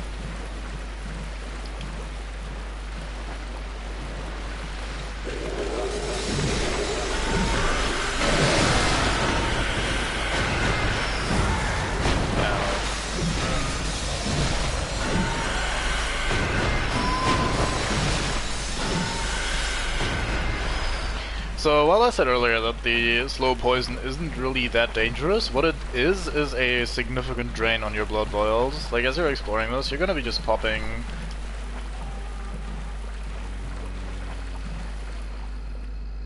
Me no happy.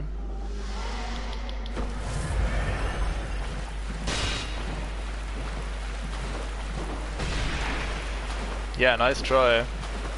Your frenzy bullshit. Oh, I guess I gotta just manage again. Oh, we got the parry.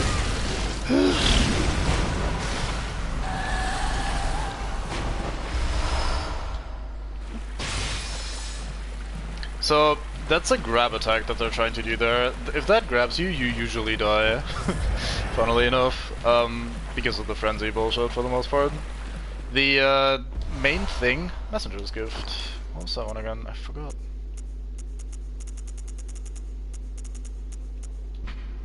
Oh right, it's the camouflage thing.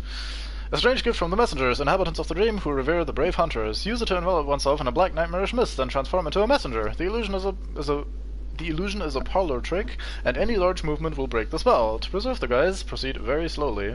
Shame we can't show that off because we don't have even 10 arcane. That's a fun little sort of chameleon item, if you will. You just disguise as a messenger, which is neat. But yeah, as I was saying, like, the grab usually kills you.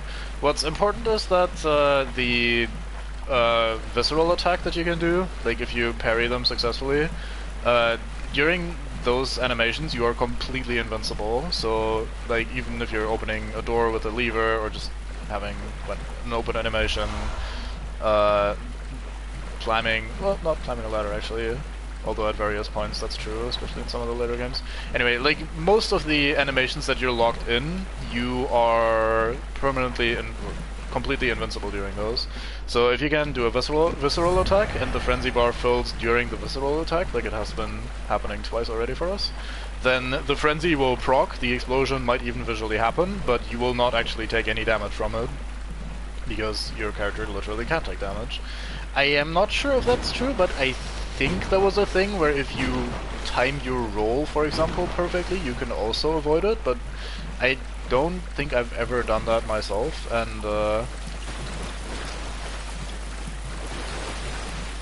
am losing my bearings. Oh, here we are.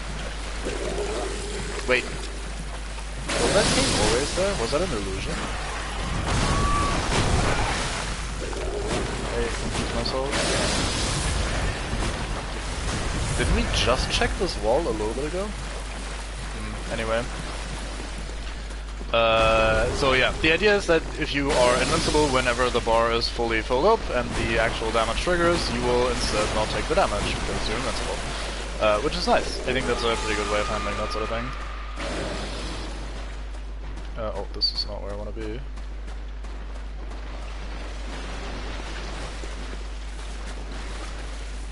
So yeah, that was the swampy area basically all done. Oh, this one's back on this side, let's not go this way. Oh, I missed an item here.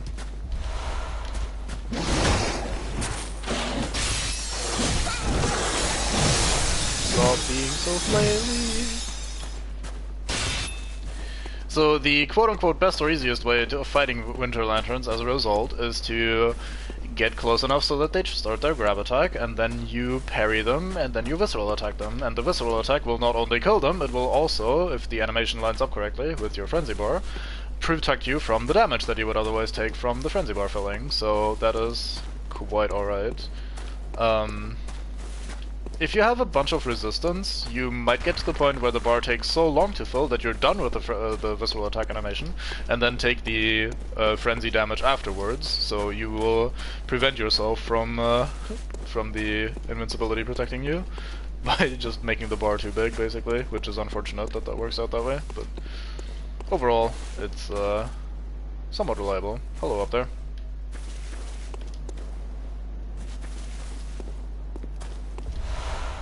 Get one cold blood for Arbot as our reward for being pushed down a ledge by good old Patches.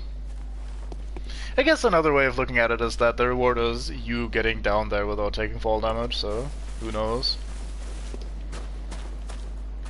Maybe he was being useful all along. I think we're now pretty much done with this place. Aside from the boss, of course. Don't remember missing anything important. Obviously we missed a bunch of these Wandering Nightmares, as I keep talking about, but outside of that I think we've seen and done everything. We've killed all the things, picked up all the items. Don't think there's anything interesting left. Oh yeah, we picked up a thing earlier that I didn't comment on at all in the, I was talking about the third umbilical cord, so I didn't comment on the Augur of Ibritos, which is very much so a relevant item. Remnant of the Eldritch Truth encountered at Bergenworth. Use phantasms, the invertebrates known to be augurs of the Great Ones, to partially summon a band at Ibritos. The initial encounter marked the start of an inquiry into the cosmos from within the old labyrinth and led to the establishment of the choir.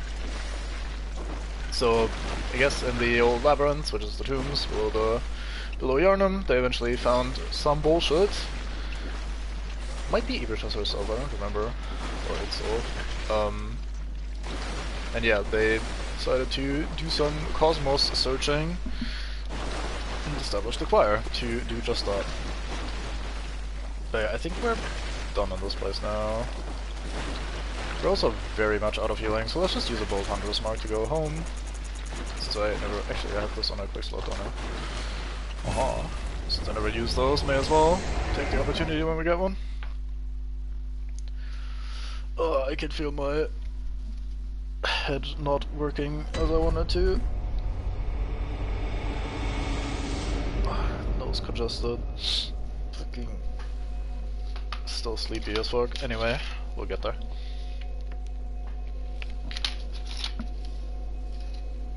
Just keep drinking. Drinking is important. That's probably very loud, I'm sorry. Fucking microphone with an actual cable. Oh yeah! The worst part about the fucking lanterns teleporting you back to the Hunter's Dream instead of just being like bonfires to rest at, I now have to go to the dream and back to the lantern if I want to refill my fucking blood vials. What sort of bullshit is that? I even used the Bolt Hunter's Mark, which is like the Homeward Bone equivalent. Doesn't fucking matter. Go fuck yourself, says the game. You go back to the fucking Hunter's Dream or else your items will not be restocked. And I mean, why? Why do I have to take this extra step? Why can't I just get my stuff back when I use a Bolt Hunter's Mark? It's rude. Now we have 2 extra loading screens just for that. Was that a lot of time wasted? Not really. Is it an inconvenience that doesn't need to be there? Yes, absolutely. Screw you, game.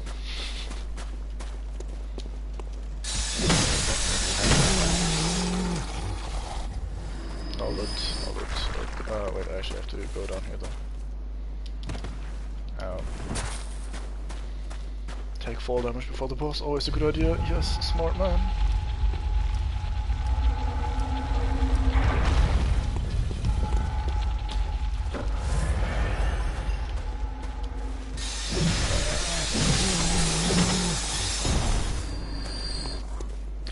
So this is another one of those bosses that's very weird for me, that sometimes feels ridiculously hard and I just can't like function, and other times it feels like one of the easiest fights in the game, and it is basically a coin flip. When I very much, like for the very first time fought the guy, I did it after, oh, this is where the big one is. Get it, come on. So when I first fought the boss, I did that after having explored the entire area, and I was completely out of blood vials, basically low on quicksilver bullets, everything was really bad, and that is not the ideal circumstance to fight a boss for the first time in, one might think. And then I first tried it, and was like, oh, this was easy, nice. So I thought, oh yeah, this boss isn't very hard, I'll be fine here later on in future playthroughs. And then later on in future playthroughs occurred, and I got stuck here for an hour or so just bashing my head against this boss that suddenly felt invincible, even though I literally first tried him without blood vials my first time around, so we'll see how it goes this time.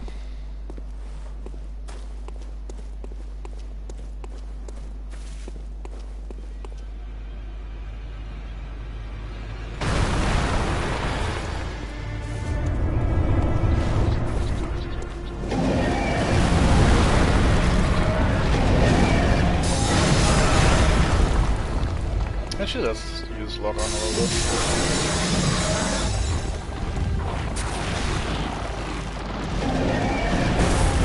That was not far enough away, that's impressive.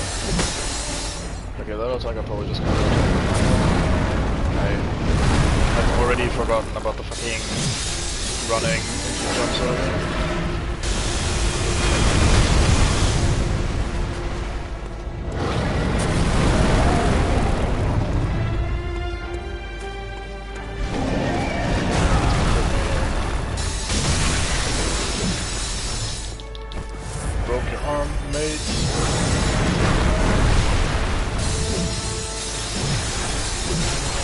I remember at some point learning a strat for this guy that was pretty useful and like very reliable. Because there's a fight in the Charles Dungeons where this guy is really annoying. And I remember learning how to fight him as a result to get through that, but none of that has stuck basically. Why am I so dumb?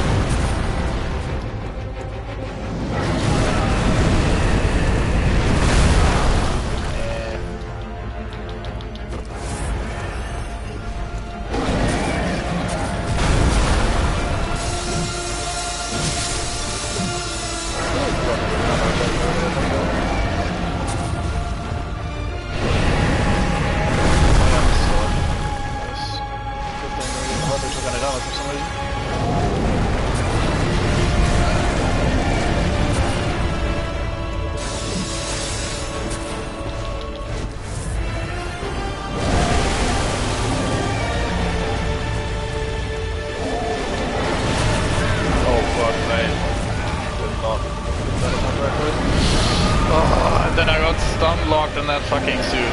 God damn it, that was so stupid. Imagine being this mad that you rip out 2 of your arms to hit the opponent with. That's pretty fucked up. Wonder if they got that idea from Dark Souls 2 or vice versa, since this was in development for quite a while. Anyway, so basically you can fight this in a multitude of ways. If you hit the legs, you basically do 0 damage because they're like, I don't know, unbreakable. You either need to hit the hands, which is what I was mostly doing here, or in an ideal world you even manage to hit the head. It's easier with a weapon like the Hunter's Axe because one of its attacks is basically like an overhead swing, and it has a lot of reach, so you can hit the head somewhat easily with that. You don't need a weapon like that though, because if you are just successfully avoiding the attacks, unlike me who just took literally everything to the face, if you're actually successfully avoiding the attacks, then you do get a lot of windows where his head is so low to the ground that you can actually slap it. The head takes bonus damage, the arms take regular damage basically, and if you hit the head often enough, it will even stagger and you get a visceral attack on it, which does a shit ton of damage and speeds up the fight quite a lot. He has that weird jumping attack that he sometimes does to reposition. I remember in the Chalice Dungeon fight, that shit would one-shot me in the most awkward ways and I got very upset, which is why I sat down and learned that fight for the Chalice Dungeons, but like, overall, it's usually not the worst fight. Ow.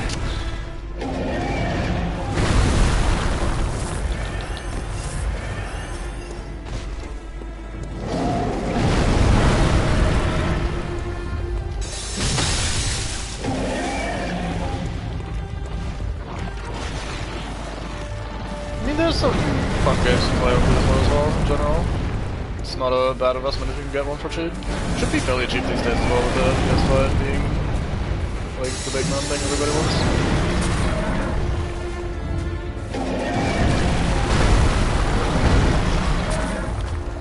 Like this attack, for example, if I was actually not the biggest bomb in the game, then I could try to punish that by hitting the head every now and then, but I cannot.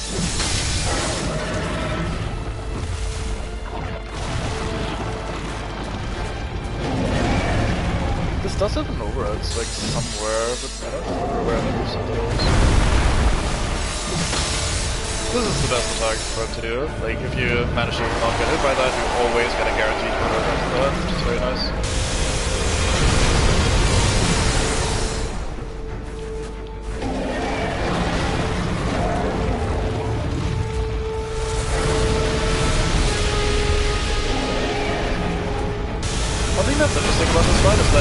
this is a big old circular arena that does have a decent bit of room in it.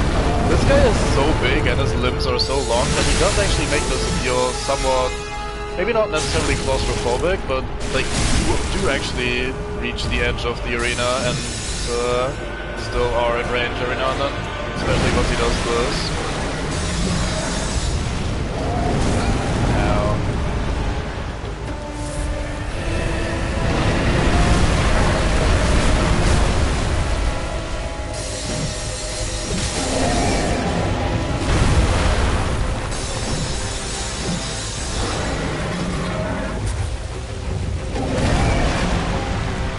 There's a setup you can use to dodge his jump attack every time. I don't know it though.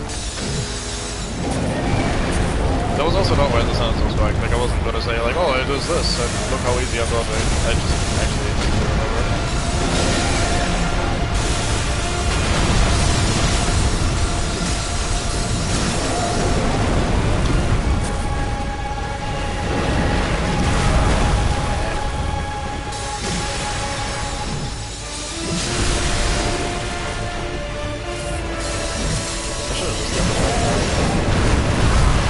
It's kind of annoying because once he has this cut-off arm in his hand, you do often get like hit effects and like blood splatters and shit, but don't actually do any damage because obviously he doesn't take damage from the severed arm being hit, so...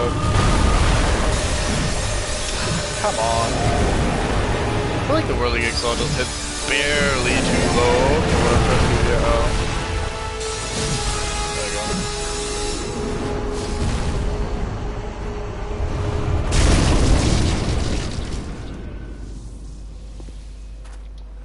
Sorted. Right, so that's an Amygdala, and apparently those exist in the real, well, not in the real world, but like in the regular Yharnam world as well. Not just a nightmare sort of thing. They do actually hang out, and we've seen them hang on various buildings and shit, and they were always there, we just didn't have enough insight to see them. Ding. We also got the Ailing Loran chalice, a chalice that breaks a labyrinth seal. Loran is a tragic land that was devoured by the sands. The tragedy that struck this ailing land of Loran is said to have its roots in the scourge of the beasts. Some have made the dreaded extrapolation that Yharnam may be next.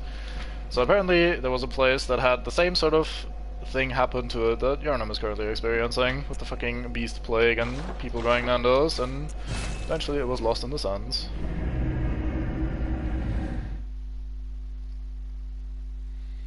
So that is not optional, actually, like for the Chalice dungeon exploration. We so far had the Cthulhu Chalice, and we did the first one, and we got the level 2 Cthulhu Chalice.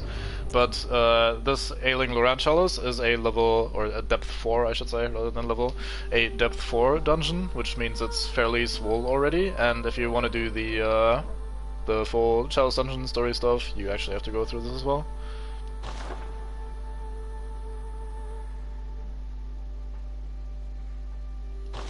I don't know if that was in the DLC cliffside, it's actually in that dungeon I just learned.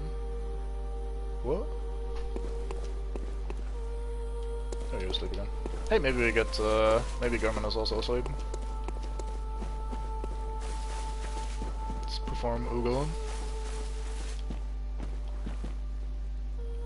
Oh, I see. So not entirely certain which dungeon you're referring to, but alas. Don't think there's anything new here. Oh, Cold Blood Flower. Could we buy this before? Probably not, actually. I think anytime you progress deeply enough into... Oh, you don't have to get it there though, the Beast Claws. You don't have to get them from that Chalice dungeon, which is why I'm confused.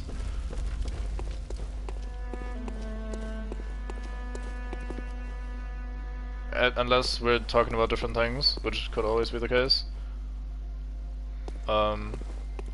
Anyway, let me quickly dump some blood echoes. Very well.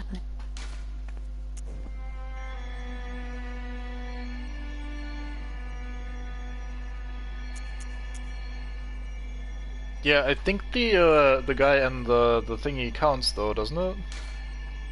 Like maybe that's why. Yeah, I don't know. Let's discuss that some other time. Because I think... yeah, whatever. Anyway, let's just, I'm tempted to go up to 10 arcane, just to show off this one fucking item. Let's see, what else do we get from having 10 arcane, if anything? That's 15, 18, 15, 25, it would really only be that.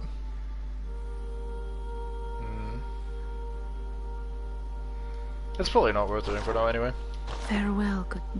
Yeah, I think that's what happens. I think you encounter that guy in the DLC that is using that weapon, and thus you unlock it that way. As the easiest way of getting to it, rather than doing the Chalice dungeon. Let's instead just get some strength, instead of going for arcane bullshit. I mean, it's still good to know. I didn't know that you would have that happen, or that you could just get that in the... well, I knew that you could get it, but like that as the first or possible earliest or easiest source of getting that thing. It's kind of odd mechanic that you have to just encounter it for the first time. That's basically what it boils down to. Anyway, I think we're gonna not level so much anymore, and instead focus a little bit on getting some blood vials, because we are actually out of blood vials, which is not great. I have managed to run all the way out, which I was hoping not to do for this playthrough. I suppose, yeah. You see some shit and you're like, oh boy, I want this. This looks awesome.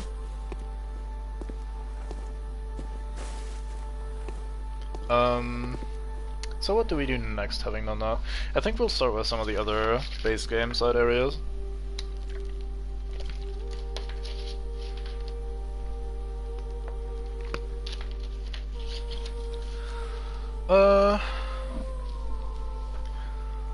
Which of the two should we do first?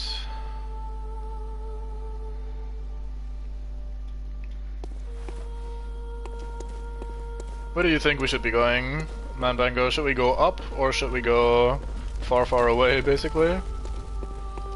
I'm assuming you will be able to deduce which of the places I'm referring to by saying that.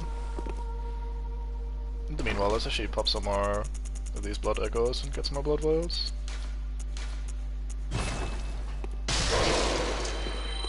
Man, we still have a lot of blood just from me never ever using these, the blood items, unless I have to. Neat. I think we just popped 16 of those level 4 ones. I guess it just looks like a lot.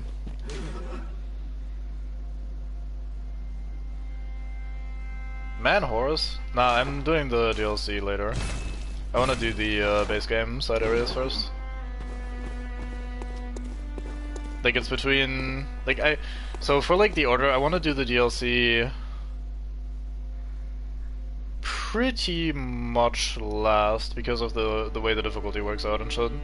Like, I think we should go and have done the Nightmare Menses completely before we go do the DLC. And I think right now we should either do, take the horse cart to the place, or we go upstairs, basically. Anyway, I'll stop being dumb about it, let's just go and do the thing. I think the easiest way is to actually backtrack from here.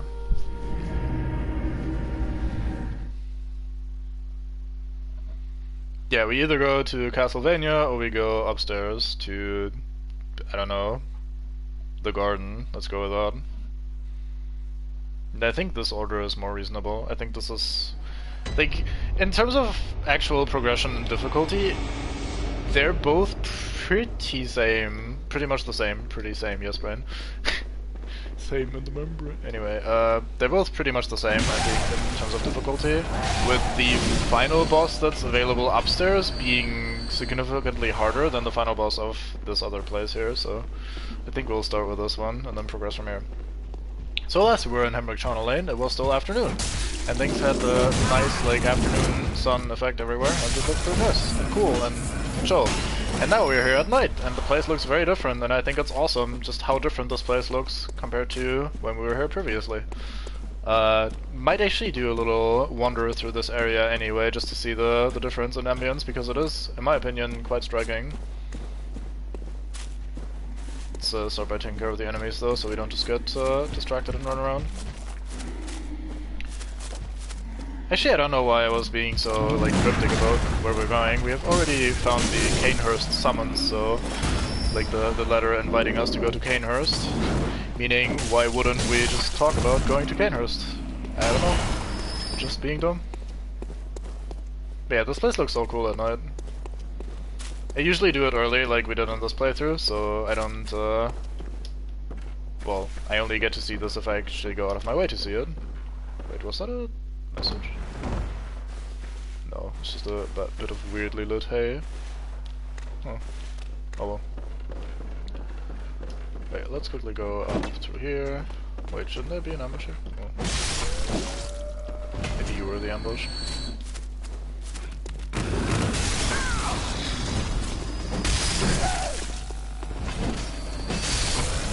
It's always nice to come back to an easier place after you've progressed the game a bunch. Just shows you how much stronger you've become.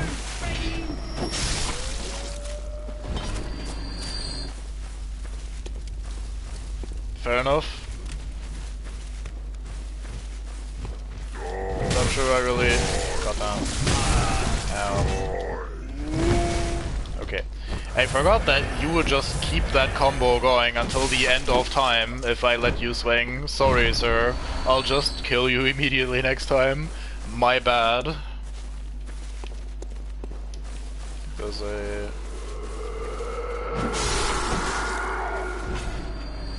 What the fuck was that scream?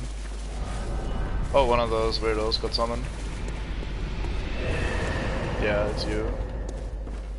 Yeah, so remember those weird, like, hag creatures that were summoned during the witches fight? They were supposed to be all over Hemwick Charnel Lane once we hit 20 inside, when we went through here the first time, but they didn't appear because apparently I had to reload the area, I guess, before they would do that, so I didn't do that instead, and we didn't get to see them, so we only saw them in the boss fight. At least the boss fight worked, doesn't it though? Like, look at this place, doesn't this just look fucking awesome? We had this cool ass site here when we were here in the afternoon, and now we can get here during the nighttime with the fucking moon out, and it just looks so cool. This is one of my favorite places in the game, I think. Just having Castle Cainhurst in the background, and then having the witch's abode up there, and just looks very, very nice with the cliffside and the ocean, or the lake, or whatever the fuck it's supposed to be. Very big lake if it's not an ocean.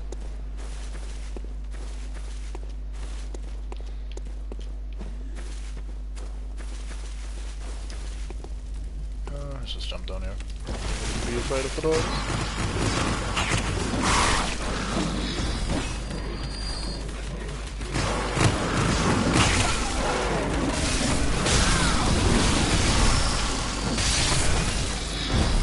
That might have been a very famous last word sort of sentence there. I don't think we have to be afraid of the dogs. Jumps down into 4 dogs, almost dies.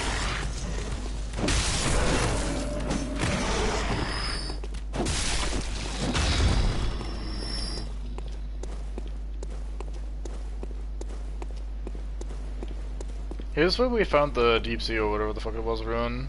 Like with the foggy ocean bullshit. Like, just basically feels like the mirror to the downside area of the Nightmare Frontier that we were in earlier. Like the abyss, foggy, like whatever the fuck it was, where we saw the shipwrecks and masts and shit. Anyway, now that we have the Cainhurst summons, if we just go to this obelisk and hang out for a sec.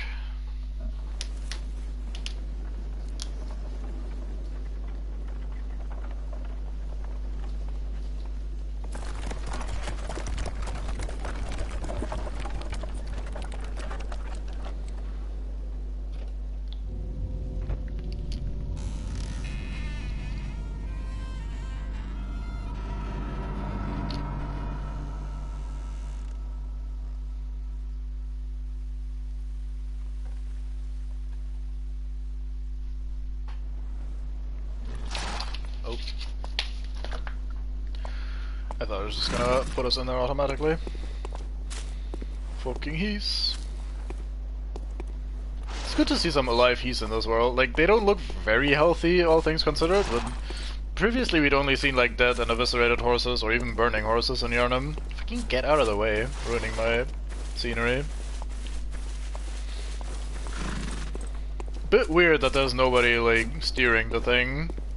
Bit Darkest Dungeon-esque, but alas, I'm sure nothing weird is gonna happen if we go in here.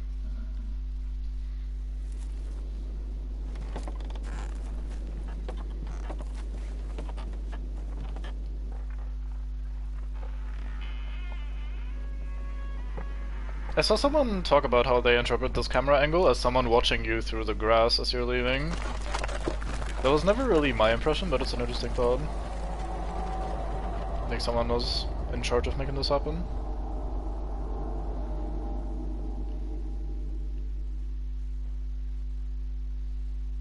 Spooky loading screen.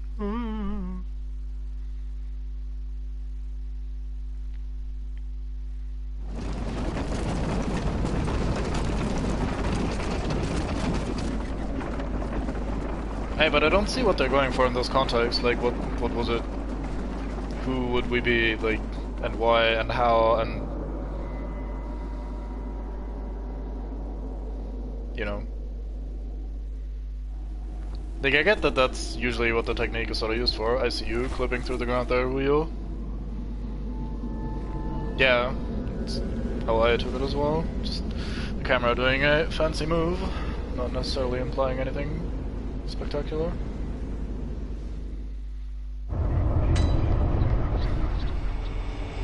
Well, here we are, Forsaken Castle Cainhurst.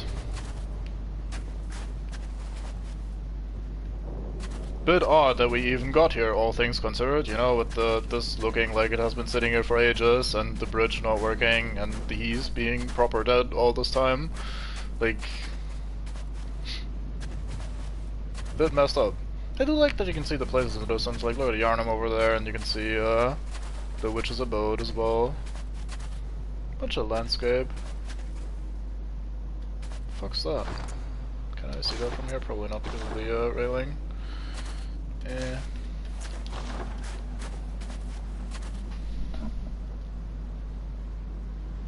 Maybe it's just part of the mountainside. Anyway. Maybe, but like, what would that mean is the thing, like, who would benefit from scouting that out, that sort of thing, maybe, I don't know.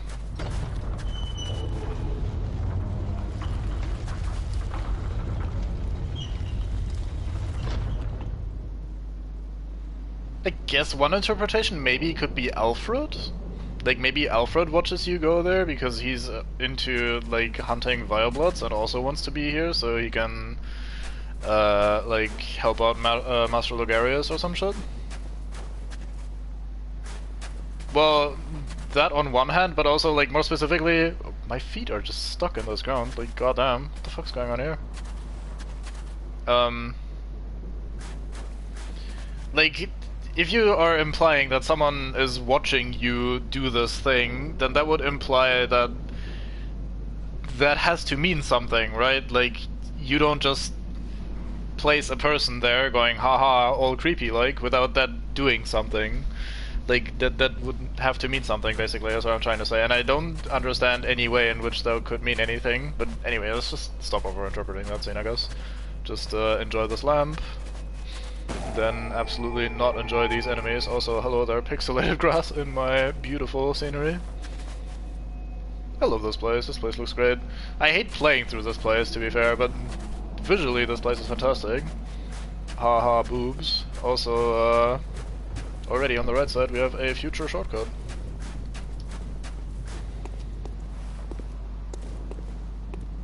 Man, you never notice the abundance of naked ladies in this place until you start streaming the game and start wondering if this is maybe TOS issues. Probably not if I don't linger on it too long. Anyway, so we also have much worse than just naked ladies. We have fucking monstrous fleas that suck blood and want to kill me and are very awkward to fight in most situations. So let's hope we're strong enough to just one-combo these without issue. I'm sure if you're, like, afraid or of ticks and shit, these guys are, like, nightmare fuel as well. This game just basically has something for everyone.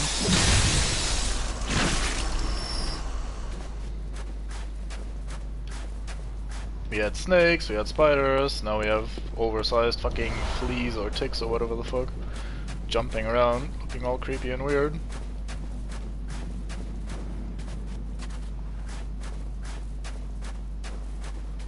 I kinda like their hair, like the fact that they still have like long ass mane of hair on their head. Implying some dual humanity.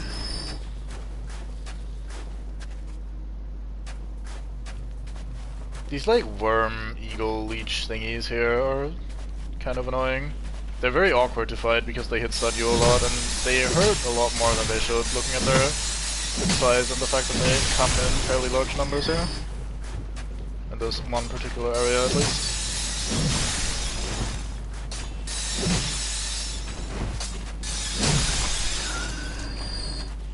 I'm not sure these are actually directly related to the Cainhurst stuff.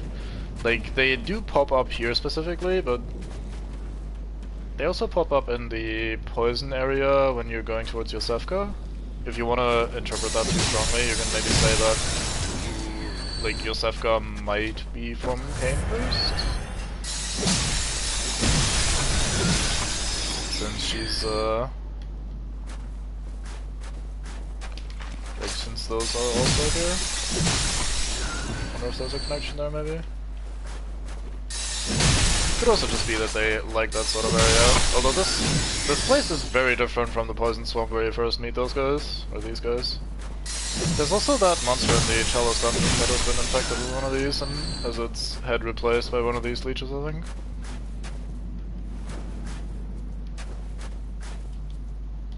Anyway, we get one puny gemstone as our reward for murdering our way through these fucking creepy ass eel fucking leech thingies.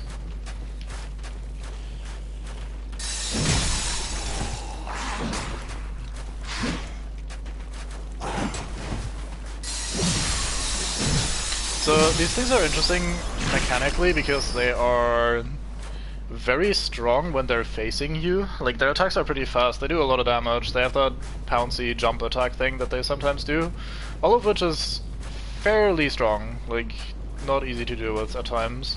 They do have a weakness, however, and that is if you get behind them and hit them in the rear, they flinch every time, also like, strong enough that we make them flinch anytime anyway.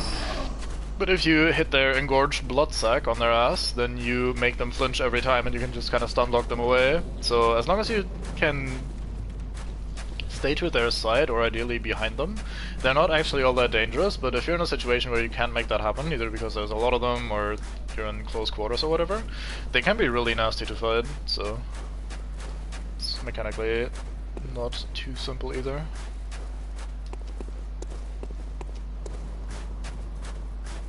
I think that's mostly it for this opening area. Like, obviously we still have some stuff here to fight, but I think we're clear on the right side. There's a few more on the left, actually. Let's start by taking out the patrols here. Like, this jump attack can be really nasty as well.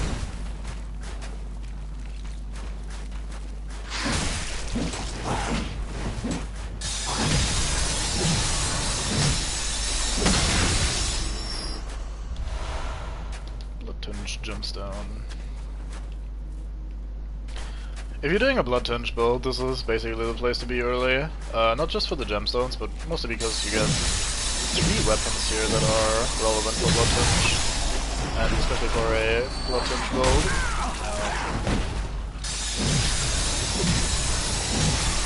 First one will be doing that very soon. Second one, I think we have to buy when we get the badge, and then the last one we also have to buy, maybe. Look at this lowering board, fuck. Massive explosion on death. Is that a... oh yeah, there's a place to jump down here. Oh. Neat.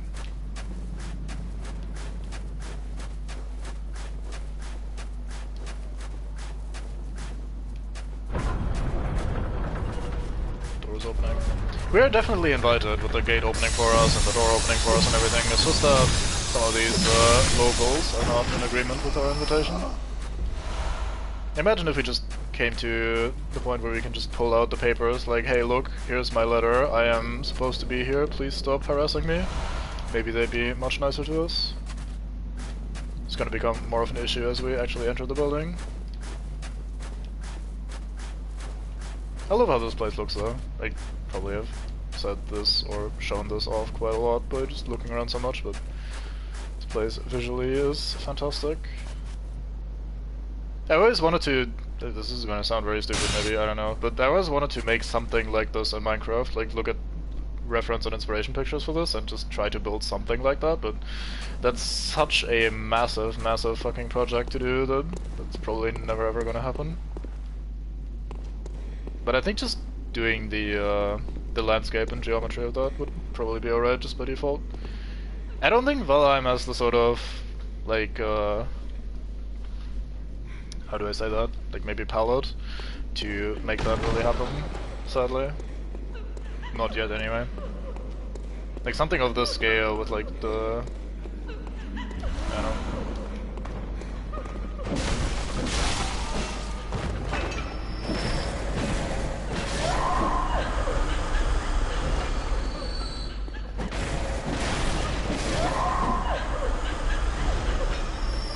You just don't really have the, like the kind of stony textured building blocks, for lack of a better term, I don't know, for that sort of thing, I think. Also, you can barely see the outlines of these ladies as you're wandering around, and then sometimes if you get too close or if they do something, they become fully visible anyway, but like, in general, I can see that there, for example, is another one over by that chandelier.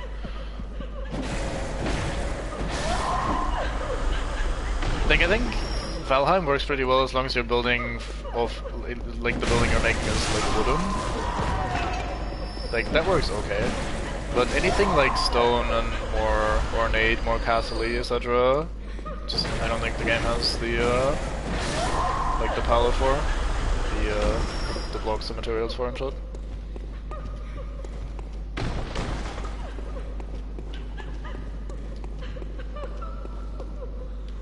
Yeah, I mean, I don't doubt that they could eventually expand that shit to the point where you could build something like this, and I mean, that'd be quite nice. Because I think the building tools in that game are also not terrible, but as of now, I don't see that happen.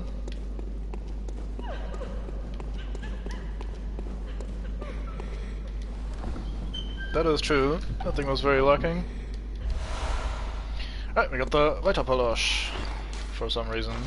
Let's have a look at it. This is a rapier, basically, with a gun attached to it. Weapon wielded by the Knights of Cainhurst. Combines an elegant knight's sword with the peculiar firearm wielded by the Cainhurst order. The old nobles, long-time imbibers of blood, are no strangers to the sanguine plague, and the disposal of beasts was a discreet task left to their servants, or knights as they were called for the sake of appearances. Yeah. Mouse over a placeholder item, smiley face. I don't remember what the actual message is, but I found that pretty funny.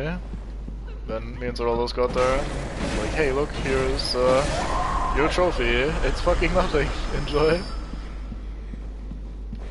I think it was to be expected, of course, that eventually you're gonna reach the end of the content. But still pretty funny to just be so, like, blatant about it.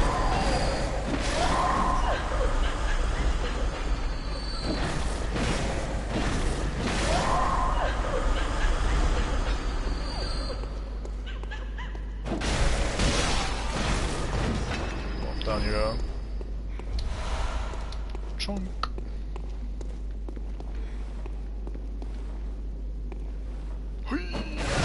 Bonk. It's totally worth the damage we took.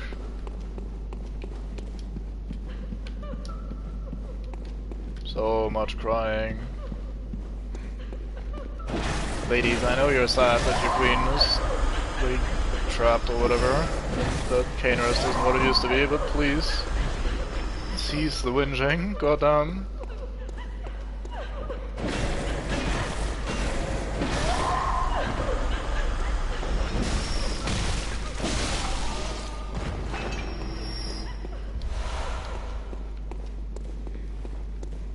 Another jump down point, huh? Interesting.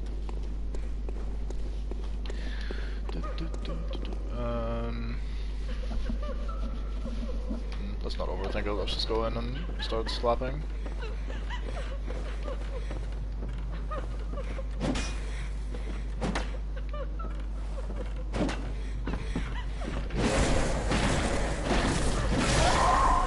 was about to say, I'm not insane, I promise. There are enemies here.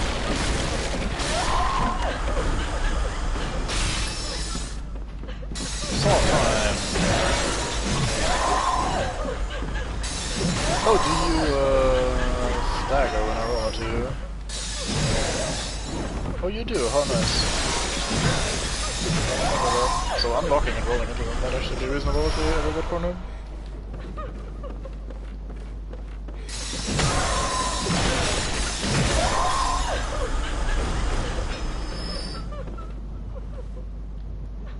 Decadent ass place.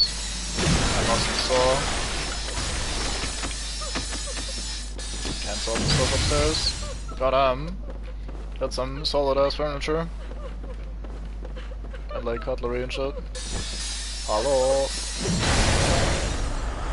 That is true. Although I'm always just paranoid about being attacked from other angles. So I got the noble dress. Let's have a look at that.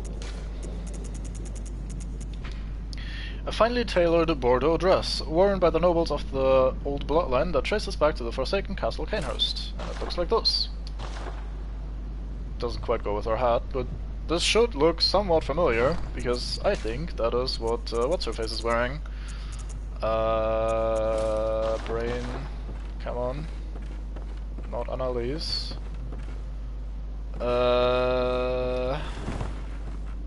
Fuck, I forgot. The lady that we have in our cathedral ward. God, I'm really bad at remembering words and names and shit today. I apologize profusely. Please, have mercy. Very fancy stuff here though, God on.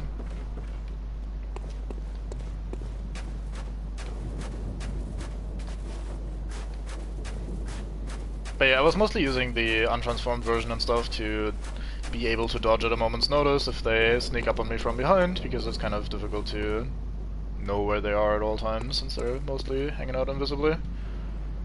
And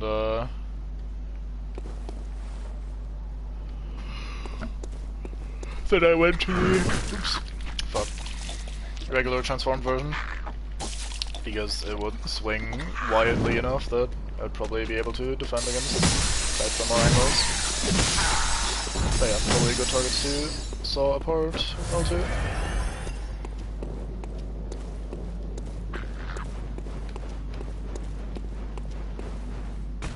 I was gonna say, I hear you coming, sir.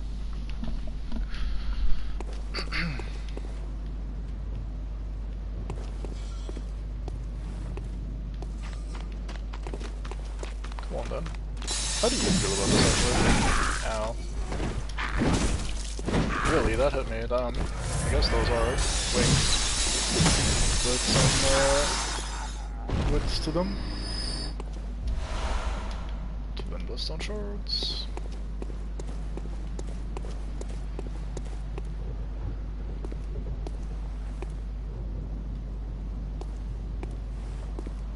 Gurgles. Must hit gurgles. Down you go, sunshine. Yeah, I think that guy would have been alerted if we had continued that direction and fought the guy on the round bit rather than throwing him out like we did.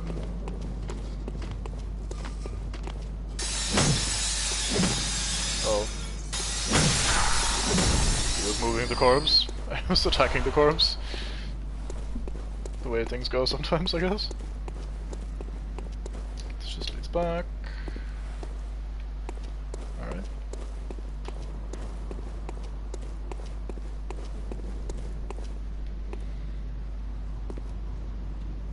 So pretty.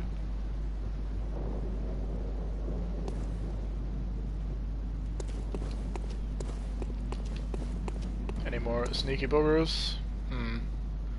Wonder if anyone is trying to be sneaky around here. Probably blending in really well right now. I like that his instinct was like, oh fuck, and grapple forwards, it was pretty funny. Just like, oh no, someone found me out, just starts flailing.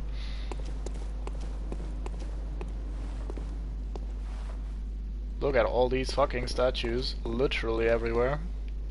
I'm kind of surprised that they went with just gargoyles occasionally trying to hide on the rafters and shit.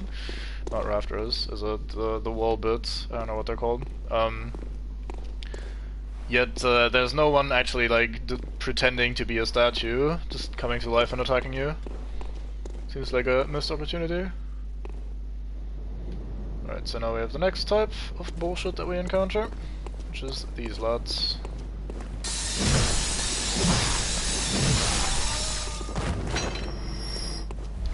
So these guys come in two shapes, and one of them has a sword, like this one, although this one was apparently not super aggressive.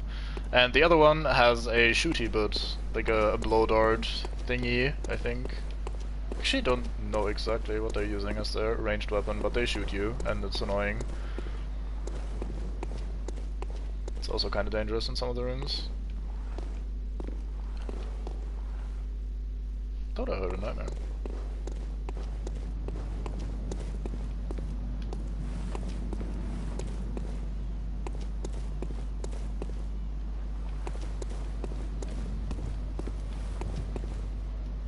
So let's not move on yet, let's go this way. There's two gargoyles that we have to fight, maybe three, I don't brain.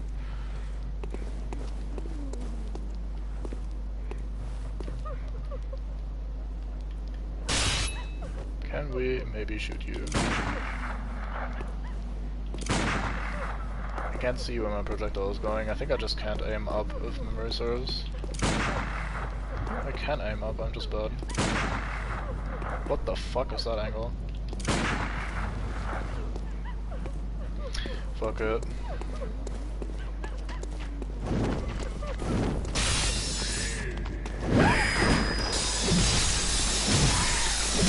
Well, yeah, they have these ranged sonic sort of attacks that make awful noises. So if you're sensitive to awful noises, it's not the fun place to be. Got sword, mate. Get the executioner set. Let's have a look at the executioner set. There it is. Attire worn by the band of executioners commanded by the Martyr Logarius reminds me, looking at this, of our good friend Alfred that we found. Later became the basis for all church attire with its heavy draping of holy shawl. As the great Logarius once said, acts of goodness are not always wise and acts of evil are not always foolish, but regardless, we shall always strive to be good. Very wise man, that Logarius. Actually, the executioner set looks pretty good. Let's put it on for a bit.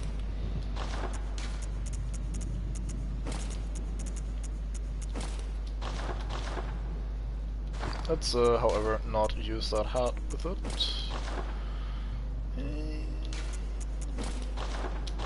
Yeah, that fits better. Let's do that. I just rolled to check if I got overweight from changing my equipment. I guess dark habits die hard.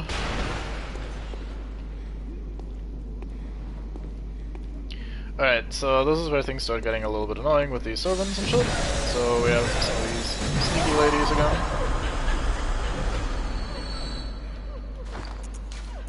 With this default hat, nothing. It just... I don't think it works that well with this set in particular.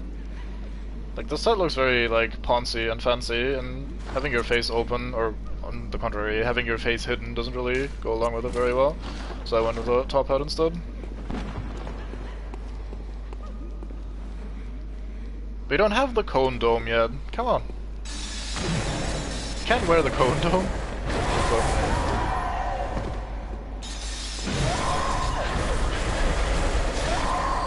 Yeah, sawing these individually works really nicely, but as soon as there's more of them involved, it becomes kind of a pain. Oh, also stamina is a thing that exists in the game.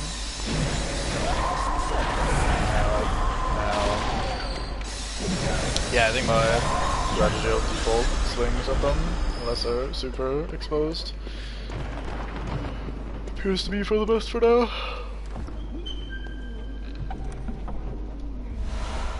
Vile Blood Register. Pretty boring item. The Vile Bloods are basically the dark race, if you will, of this game, and the Vile Blood Register allows you to check how many, like, who's the top scorer when it comes to fucking people as Vile Bloods.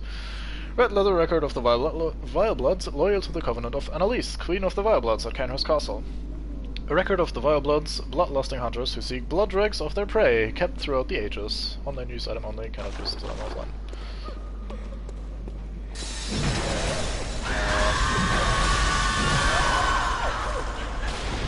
so this is where things get awkward, because that guy up there is doing his weird ass range attacks to us, so he's gonna keep poking us. And now these ladies have started screaming very loudly, which is very ass. I don't remember what exactly that mark does that we have on us now, like the debuff thing. I don't remember what that does, or if that like triggers under certain circumstances or whatever. But, at the very least, it is annoying to be shot to shit the entire time.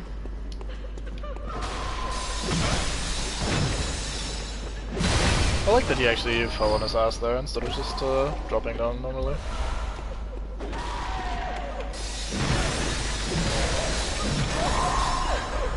What does that actually do? I should probably look that up. I have absolutely no idea.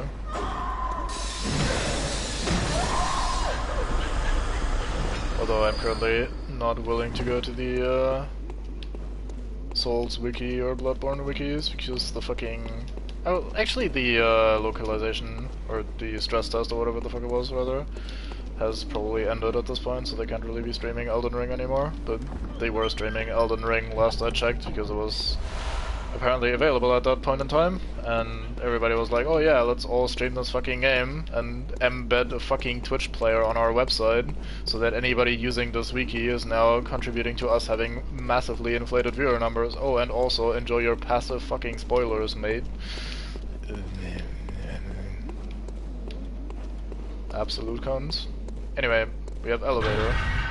We employ elevator.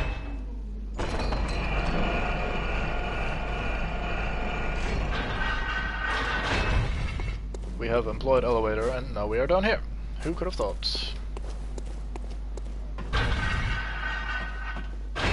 Something about unlocking shortcuts is just always super satisfying in these kinds of games. Like, they just nailed that with that bit of the formula. Anyway, so we found the Evelyn, a special pistol used by Cainhurst Knights. The Evelyn uses quicksilver bullets just like any workshop firearm, but the Cainhurst variants relies more on blood tinge. Lovingly named after a woman and graced with an intricate design, Evelyns were adored by Cainhurst Knights. And it looks fancy as fuck indeed. It's very long barrel.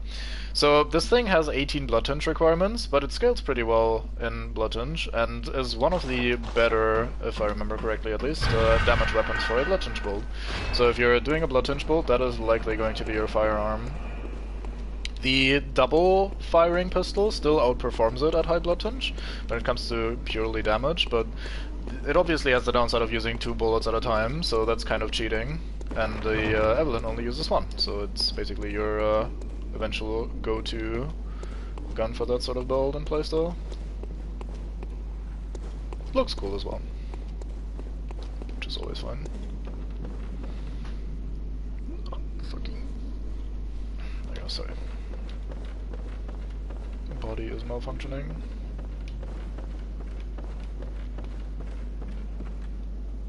How do we tackle this best? Like, there's a bunch of these shooty guys sitting around, and there's these regular melee mates sitting around. It would make for a moderately inconvenient mix. Thankfully the projectiles don't do that much damage, but they're still very annoying, basically harassing you at all times.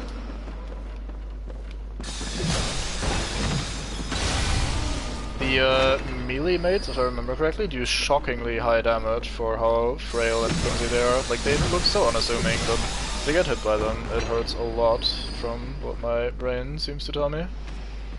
So I'll be trying to avoid those as much as I can. And by avoid, I mean kill first.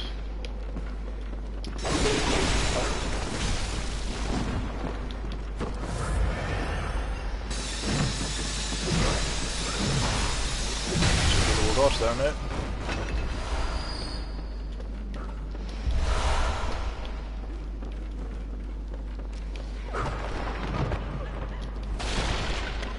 Thought someone was behind me as well.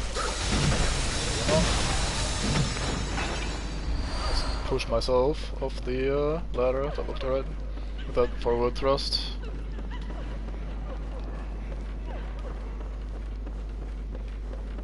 Loot this man now that we have some time. Should let me quickly check something.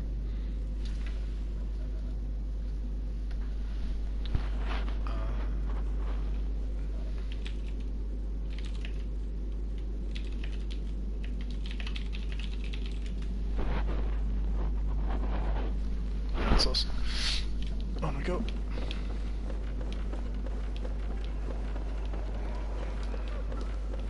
Right, let's do one big loop around this first room, just to be sure that we have fear. Some sneaky buggers like this one. Go down. I like that we're getting a bunch of blood vials here. That's quite nice. We were running a bit low.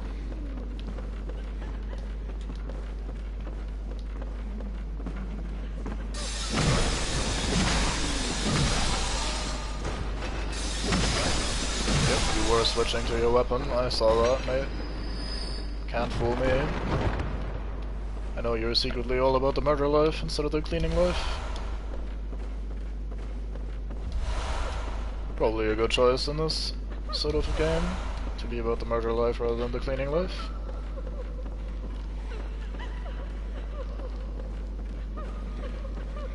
Playing visceral cleanup detail in a world such as Bloodborne must be a very painful task.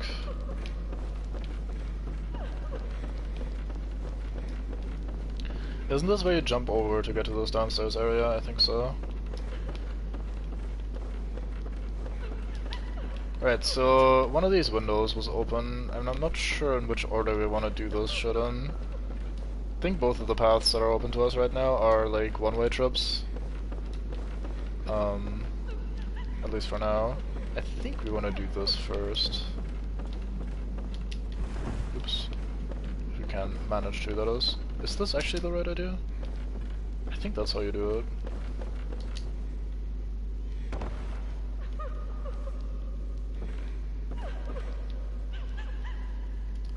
Which does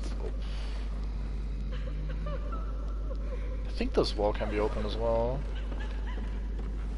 Maybe not. In which case, which of these rooms do I want to go to first? This looks like where we progress. Like, I think you can climb up this ladder to progress later on, so we'll enter anyway. Probably through this window. So let's go this way.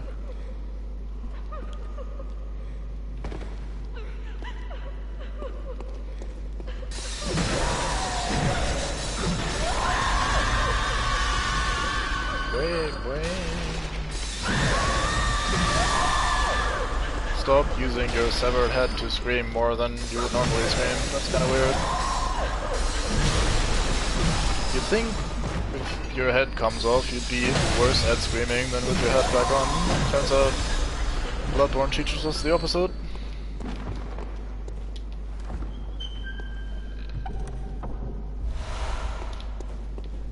Alright, so we get the Executioner's gloves. Not actually an equipment item, but rather one of these arcane tools. Summons wrathful spirits. One of the secret treasures hidden in Cainhurst, the gloves of an executioner from a faraway land. Passed from executioner father to executioner son. These gloves can be used to summon wrathful spirits of the past by smearing them with blood. It is said that the nobles found immeasurable delight in the dances of these vengeful specters.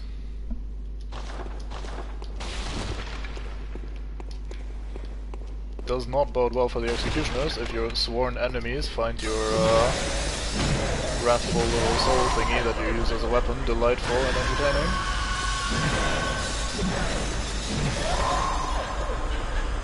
Not a good look for the executioners there.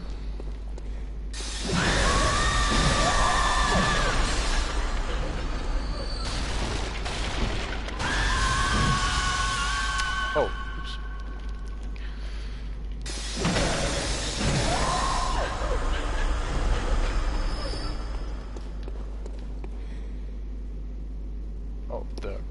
I was gonna say I can still hear someone whinging, but not sure where. There you are. Hello, dear. Get the sword. We get the night sight. Night sight looks pretty fancy.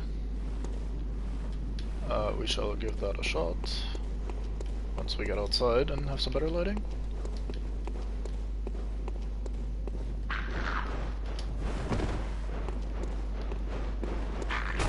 Oh. Excuse me?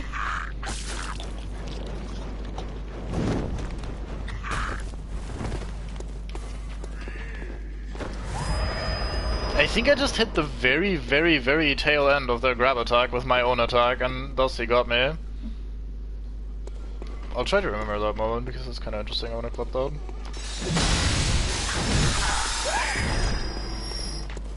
Yeah, no Sonic bullshit for you. Shut up.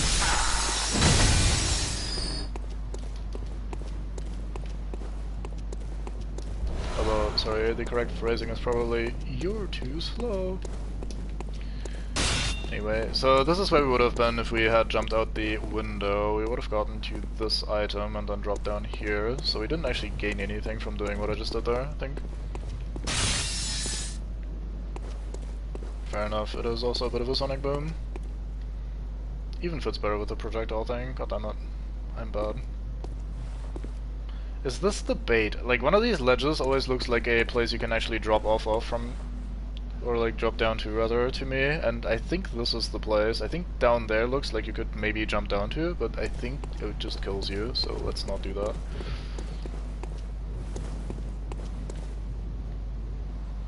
Do we get sandwiched here? I seem to remember dying here, but I don't think I usually die to a single gargoyle, which would imply that maybe there's a second gargoyle. Anyway, let's just shoot you down. Did you just see me get grabbed, by the way, earlier, and like, by that gargoyle that I was beating up? Because that was some weird shit.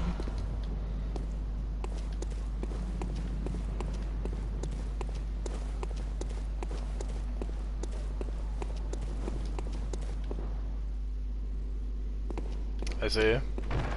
Shame. I'll try to get a clip later. It looked very odd. Think you'll get a giggle out of it. Alright, so this connects us back to the place we were from. Like, down there is the elevator that we have unlocked previously. To progress, we take this ladder. I don't want to progress it, I want to grab that item that I didn't get earlier because I was being stupid. So let's go and claim that now.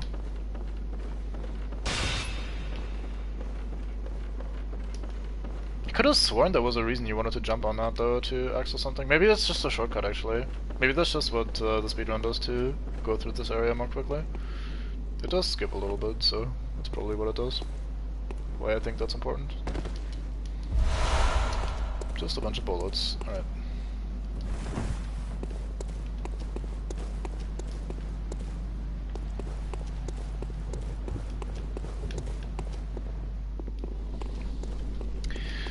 Okay then, up we go. I think we're basically done now with this place. I seem to remember the boss being right here. Well, not right here, but like, you know, fairly close.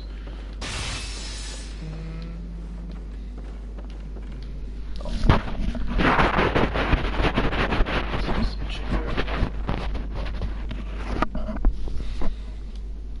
Stupid body, please function. I need you. Suspicious window there. Warm blood gemstone.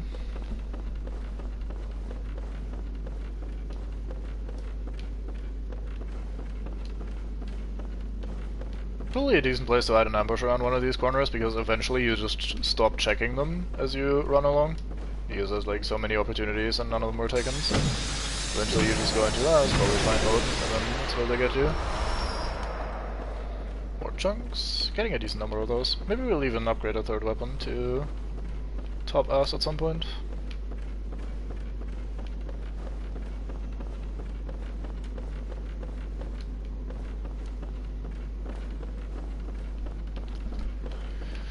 Alrighty. Slopes back up here. Good.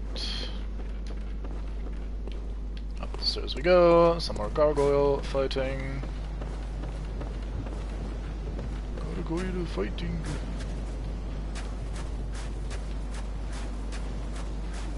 I think you get 2 friends as soon as I start fighting you. So how about you come over here?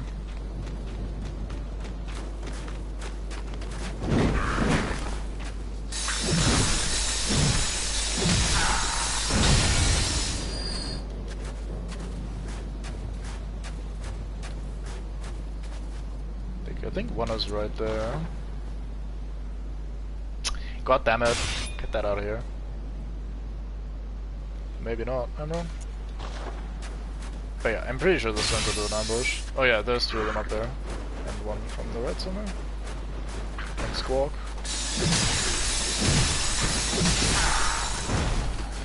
I could have sworn I heard a barrel, am I right? Oh.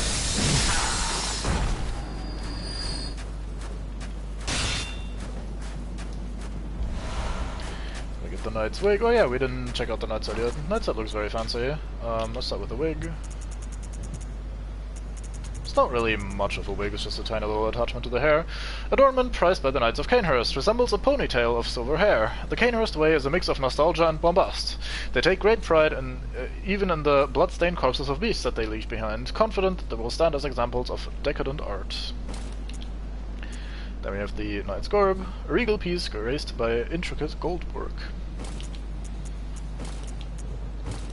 Anything fancy about the gloves? Regal piece graced with gold work and red fabric. Looks very fine. Ignore the raccoon bit on our face, because that's just from that being the blood that we ate earlier. Maybe we can find a thing that covers it and then we can clean it that way. Nope. I guess we just have to tank that. It's pretty funny. Anyway, yeah, so this little silver ponytail is just the wig with a little bow on it, and then this is the set itself. Looks quite alright. The chest piece looks very, very fancy. Has that left-sided shawl and none on the right side. Usually not too fond of these asymmetrical ones, so I'll probably not be using it for a bit, but or at least use it in general. Let's go back to the executioner stuff. Much more lore appropriate since we're rifling through Cainhurst right now. Alright, that's the tower we came out of. Let's have a look around. I think we go down here next.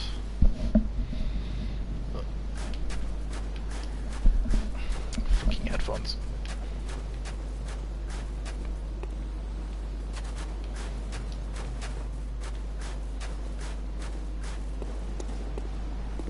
Is there an item on the end of this?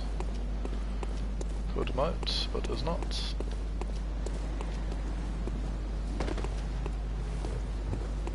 This place looks a bit more precarious than it is. You usually don't have to worry too much about it. Like, the walkways are big enough that it's not super easy to slip off. And chances are you will likely learn this as you go along, because this place is home to a boss that is somewhat tough, actually. Not one of the easier ones for most people, including myself.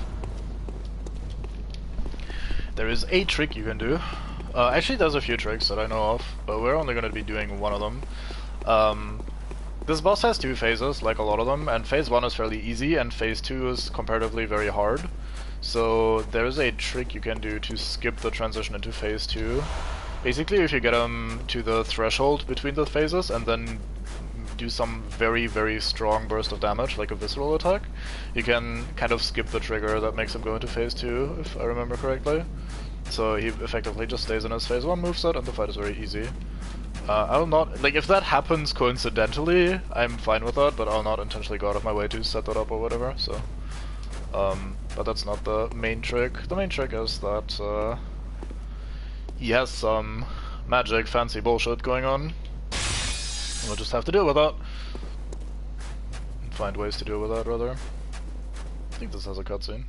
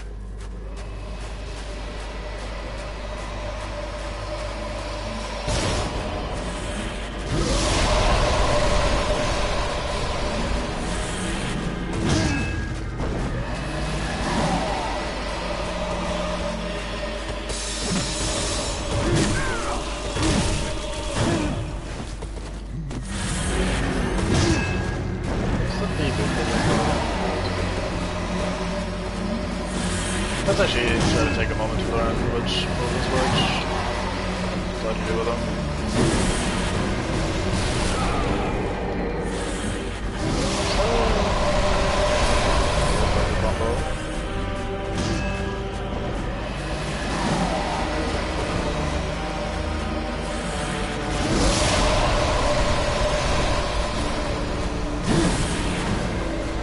That is indeed a combo.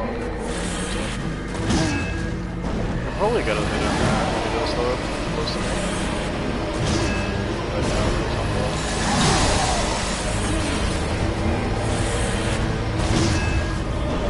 He just keeps doing that, gotta...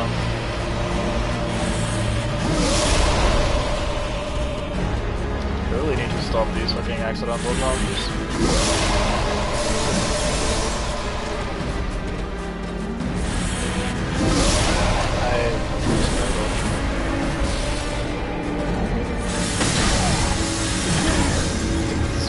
There, that was interesting. Oh no, it's the right foot that's running above me.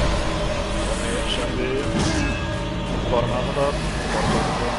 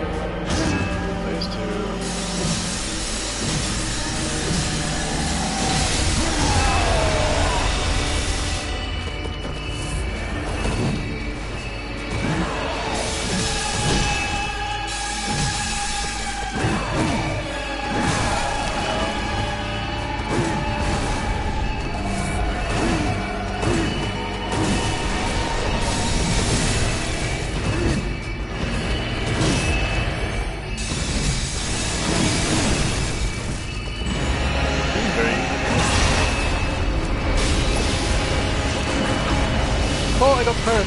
No points.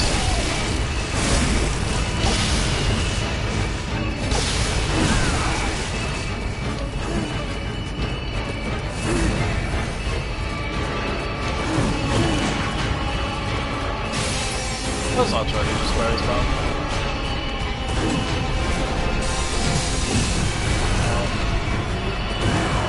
Oh, I'm still.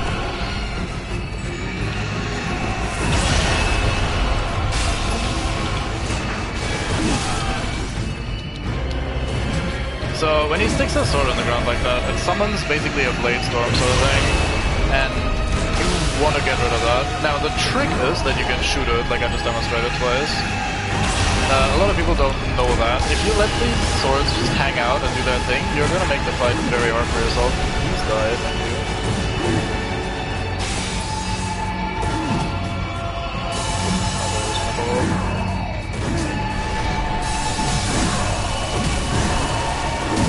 That was a very fast auto.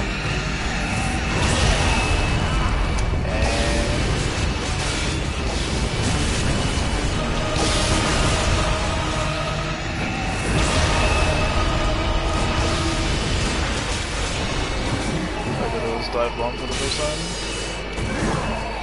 One of those trademark moves. That just roll catches me because I just panic backdash all the time.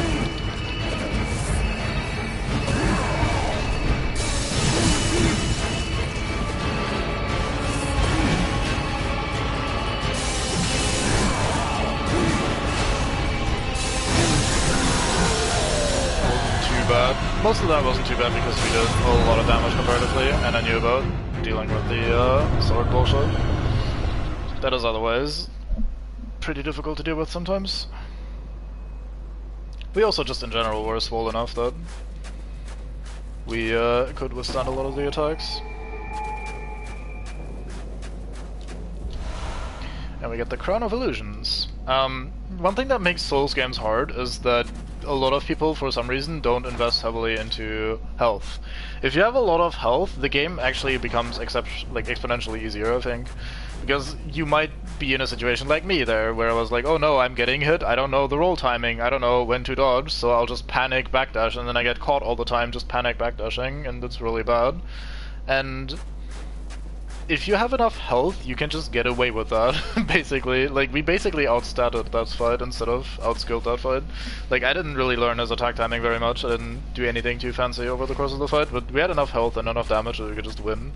And that is something you can do in Dark Souls and some of the other Soulsborne games as well. It's part of why I appreciate Sekiro, because Sekiro kind of locks you into... It doesn't allow you to level your stats in various ways.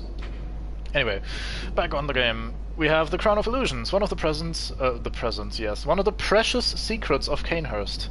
The old king's crown is said to reveal illusions and expose a mirage that hides a secret. And so Logarius donned the crown of his own volition, determined to prevent a single soul from stumbling upon this vile secret. What visions did he see, sitting serenely upon his new throne?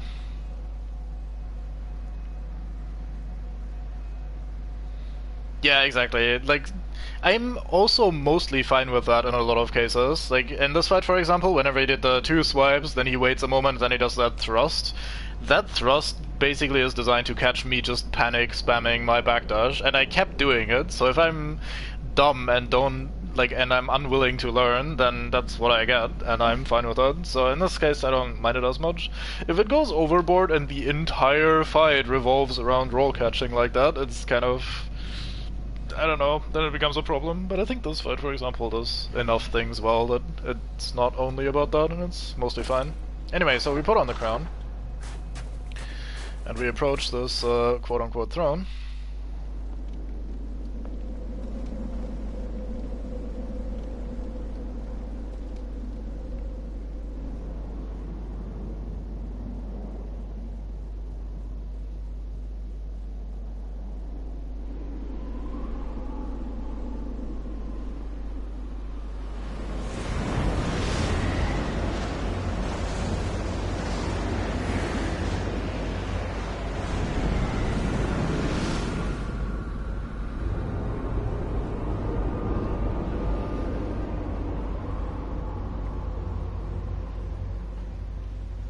So there was more to this place after all. In general, I think the idea of let the player not just randomly spam roll is maybe not always, but most of the time a good one, because especially in Bloodborne with the way the dash works, the game looks and feels great when you have that sort of dance going where like you attack but the enemy evades, they counterattack but you evade, and so on and so forth, or like the big monster swipes at you, you dash through left, right, and then you counterattack instead of just fuck, backdash, backdash, backdash, fuck, get away, get away, get away. Like it takes you out of the, I wouldn't necessarily just say immersion, but like it takes away from the fight a little bit. So if fights are designed more around like, hey, don't just panic roll every time you get hit, and more about, hey, try to actually turn it into this little dance that looks almost choreographed, then I'm kind of for that for the most part.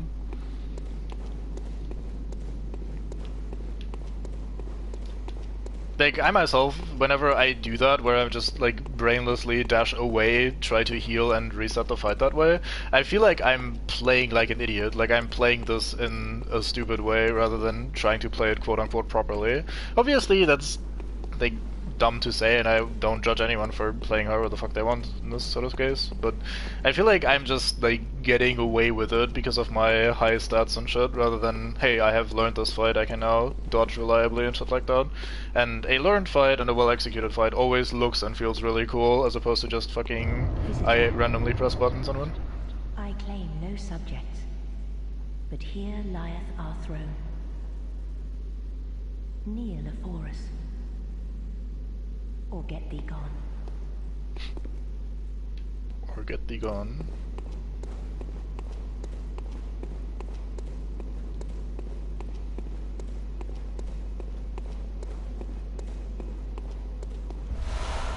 We have unopened summons. Actually, I'm liking my pet theory right now, that the guy watching us as we were carted off to Cainhurst, being Alfred.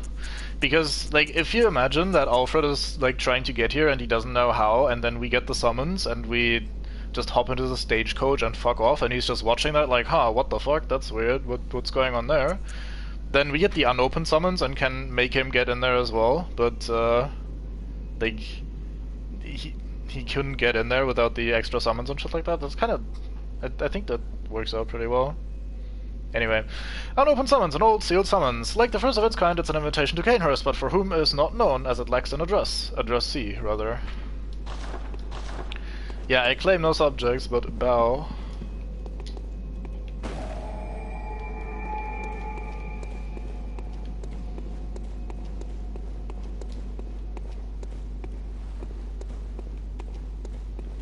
So look, see if there's any more items stashed away. Does not appear to be the case. Hello. So it's pretty funny, if you actually go here and press the button, you kneel and start a conversation with her, but if you walk forward, you can actually just try to straight up talk to her. Such impudence. Defiled are we, yet still queen. We shall not give audience to an ill-mannered beast. She does not approve of that. Visitor. Moon-scented hunter. I am Annalise, Queen of Castle Cainhurst. Ruler of the Vile Bloods, and sworn enemy of the Church. Yet our people are murdered, and we are prisoner to this wretched mask. What is it thou art in search of? We swear oath to the Vile Bloods. They're against the Church? Sure, count me in, fuck the Church. Oh, well. An odd hunter thou art indeed. It is odd how the crown stays on my head there. Tired of these piteous nights. Share in our plight, and take oath against the Church. If thou wouldst this path walk, I prithee, partake of my rotted blood. Yeah, I mean, she is pretty fucked. Very well. Drink deep of our blood. Feel the spreading corruption burn. Now, thou art too a vile blood. We two, the very last on this earth. We get the corruption rune and the Cainhurst badge. And the respect gesture. I think this gesture looks nice. So now we can offer blood drags, but we don't have any. They're basically the Covenant level items for this Covenant. We await thy return, for the honor of Cainhurst. Blood drags are interesting. I hope we find some at some point, because they reveal a few interesting things and have some interesting lore implications. But yeah, we have the corruption rune. Let's have a look at that. A secret symbol left by Carol, runesmith of Bergenworth. Several runes contain a nuance of blood, including the rune of corruption, associated with the oath of the corrupt. Such as this oath are Cainhurst Vile Bloods, hunters of blood who find dregs for their queen in cold blood, particularly in that of hunters. Yet the corrupt are heretics in the eyes of the Church, and thus subject to the wrath of the executioners. This is another one of the PvP sort of places, or not places, like covenants. You hunt hunters, you get blood dregs as a reward, and you give them to the queen, 2 level. It's very rudimentary, there's nothing terribly interesting with it, in my opinion. Or maybe I remember wrong, but I don't know, I don't think there's anything fancy about it. And, like, the Covenant system in this game feels sort of tacked on, and you can just hop between them by just equipping different runes at all times. Like, I can, like, currently I'm still in the League from, like, talking to Volter earlier, and we can just unequip this rune and then put on the Corruption rune, and then we can equip the Hunter of Hunters rune and shit like that. It just doesn't really matter very much. Like, I don't know. I see it not necessarily as being a dick, but as like having PvP fun. Like, I know there's always a bit of an issue with that, like with the invasion system in these games, and like people definitely also use it a lot to be a dick about it, but in general, I think the way the PvP works and the concept of invading someone's world and fighting them and stuff like that is, at least in theory, cool. None of the games have ever really managed to nail it, in my opinion. Like, it's kind of weird. They've tried different versions of how to make that a fair or fun experience for everybody involved, but they've never succeeded, in my opinion.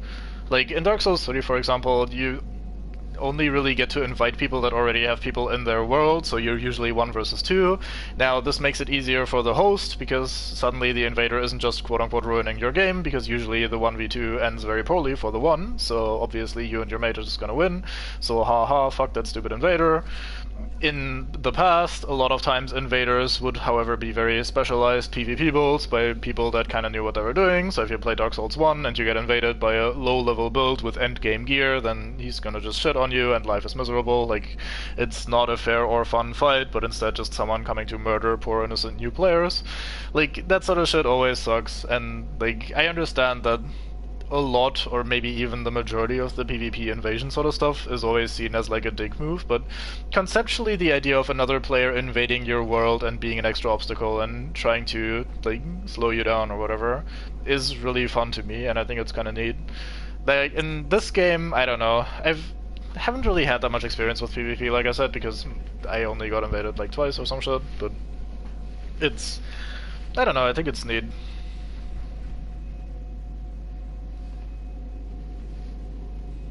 That sounds not like, that sounds more like a hacker than actual like normal game.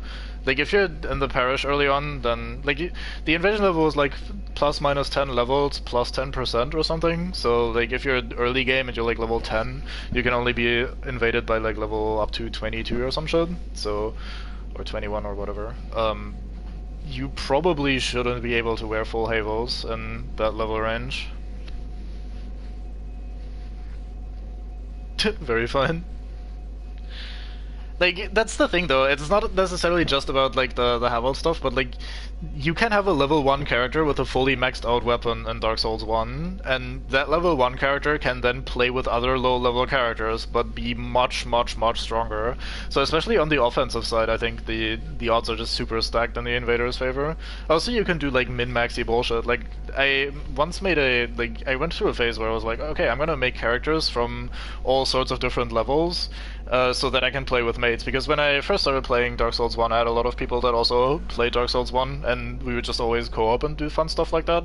So I had like a character for like level 50, one for level 75, one for level 100 and stuff like that, and just beat the game at those various levels so I can be anywhere and co-op with anyone at any time, basically.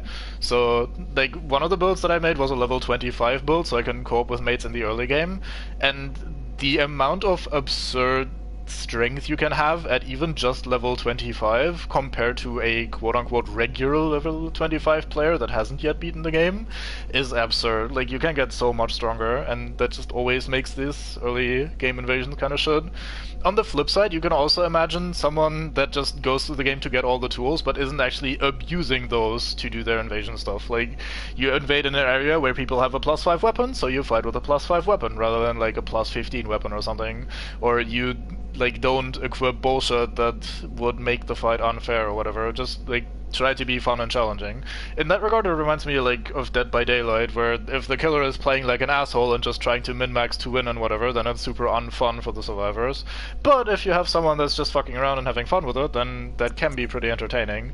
And in the same vein, I think an invader in your game can be a fun challenge, maybe a fun duel here and there, or maybe like he's trying to be cheeky and use the environment and stuff to his advantage, but like, if you just go in there with your min-max PvP build and overpower players that just don't know what they're doing or just having a fun PvE experience, then you're obviously just being a dick rather than taking positive advantage of the system, in my opinion. But anyways, yeah.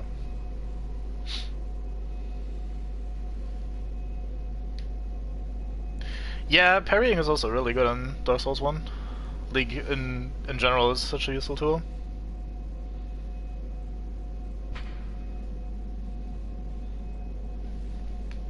You mean in the one before the Ornstein and Smoke fight?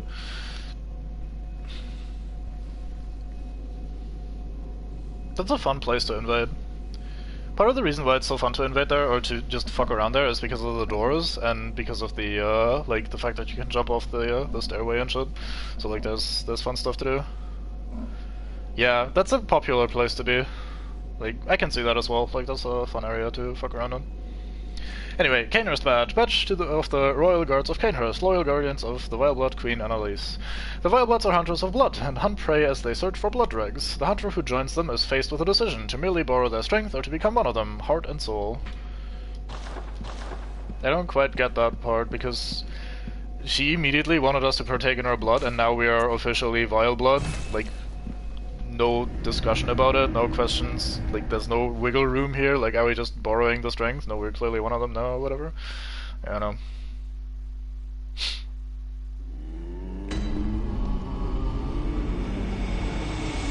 Well, that also, however, implies that you keep turning yourself human.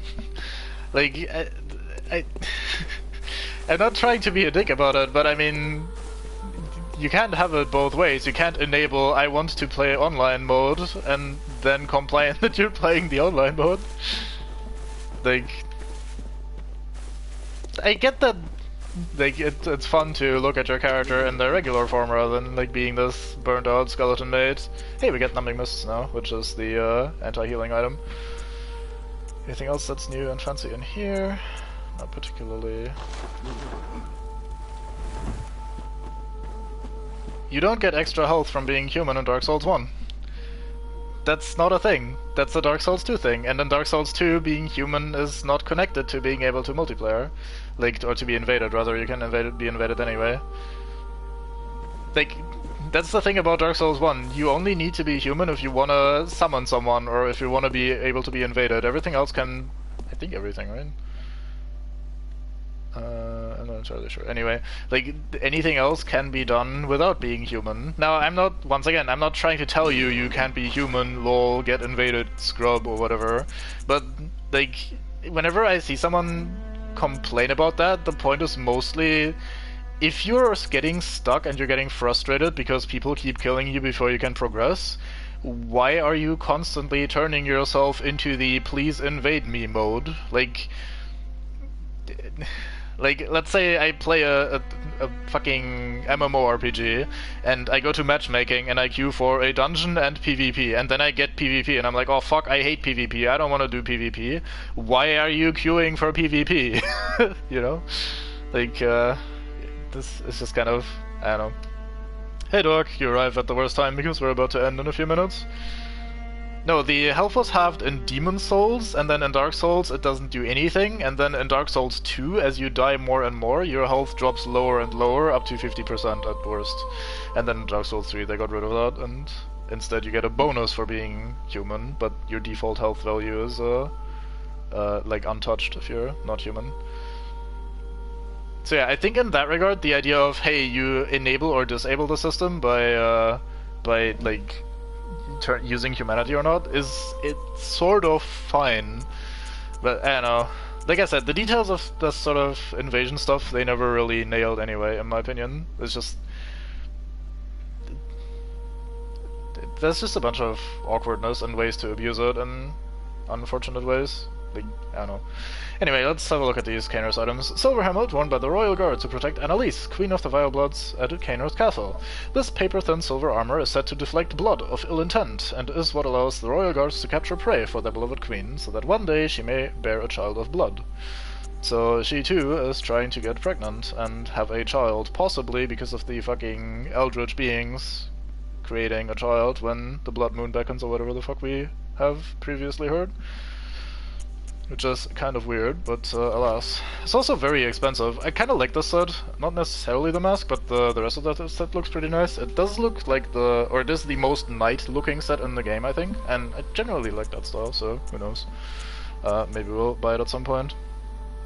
I could probably just go do some soul farming at some point or echo farming I should say, off stream, but not for now. Instead for now, let us quickly go and level a bit. What is very well. let us get ourselves... What are we getting ourselves? More strength?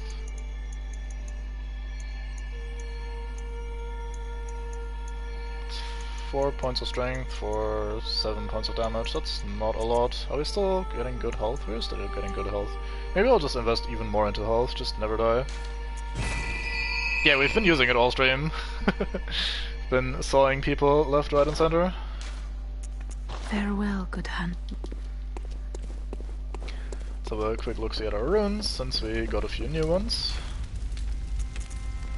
Alright, we have the Hunter Covenant rune and the Corruption Covenant rune, and both of these actually do things, while the Impurity rune that we've been using doesn't actually do anything for us.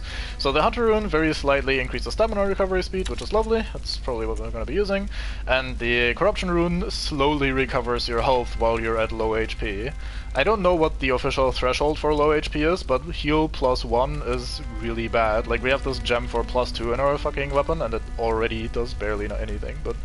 I mean, these oath types of runes aren't really meant to be useful, they're more meant as the, like, online sort of interaction items for fucking out with other players. What are we using currently? We're using the Moon rune to acquire more blood echoes, that's fine. Visceral attack and more blood echoes. I have not been making good use of that at all. Let's see if we can slap on a different one. More blood vials is always nice. 15% stamina or 10% health. I think we want more stamina maybe. Although the pizza cutter attack's fairly slow, so we don't really get to spend all that stamina usually. Maybe HP is just the thing for me. Could do the all resistance one as well. What are we doing next time? We're going there. Don't think we need resistances in that place.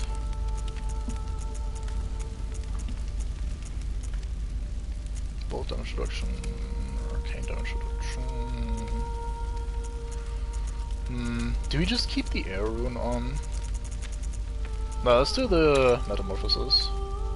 And then we keep the eye rune for more drops, because drops are always fun. Look at that lovely little chunk of extra health. God damn, that's a long ass bar these days. No wonder I'm not dying that much this playthrough, because that is a large amount of health, much more than what I'm used to.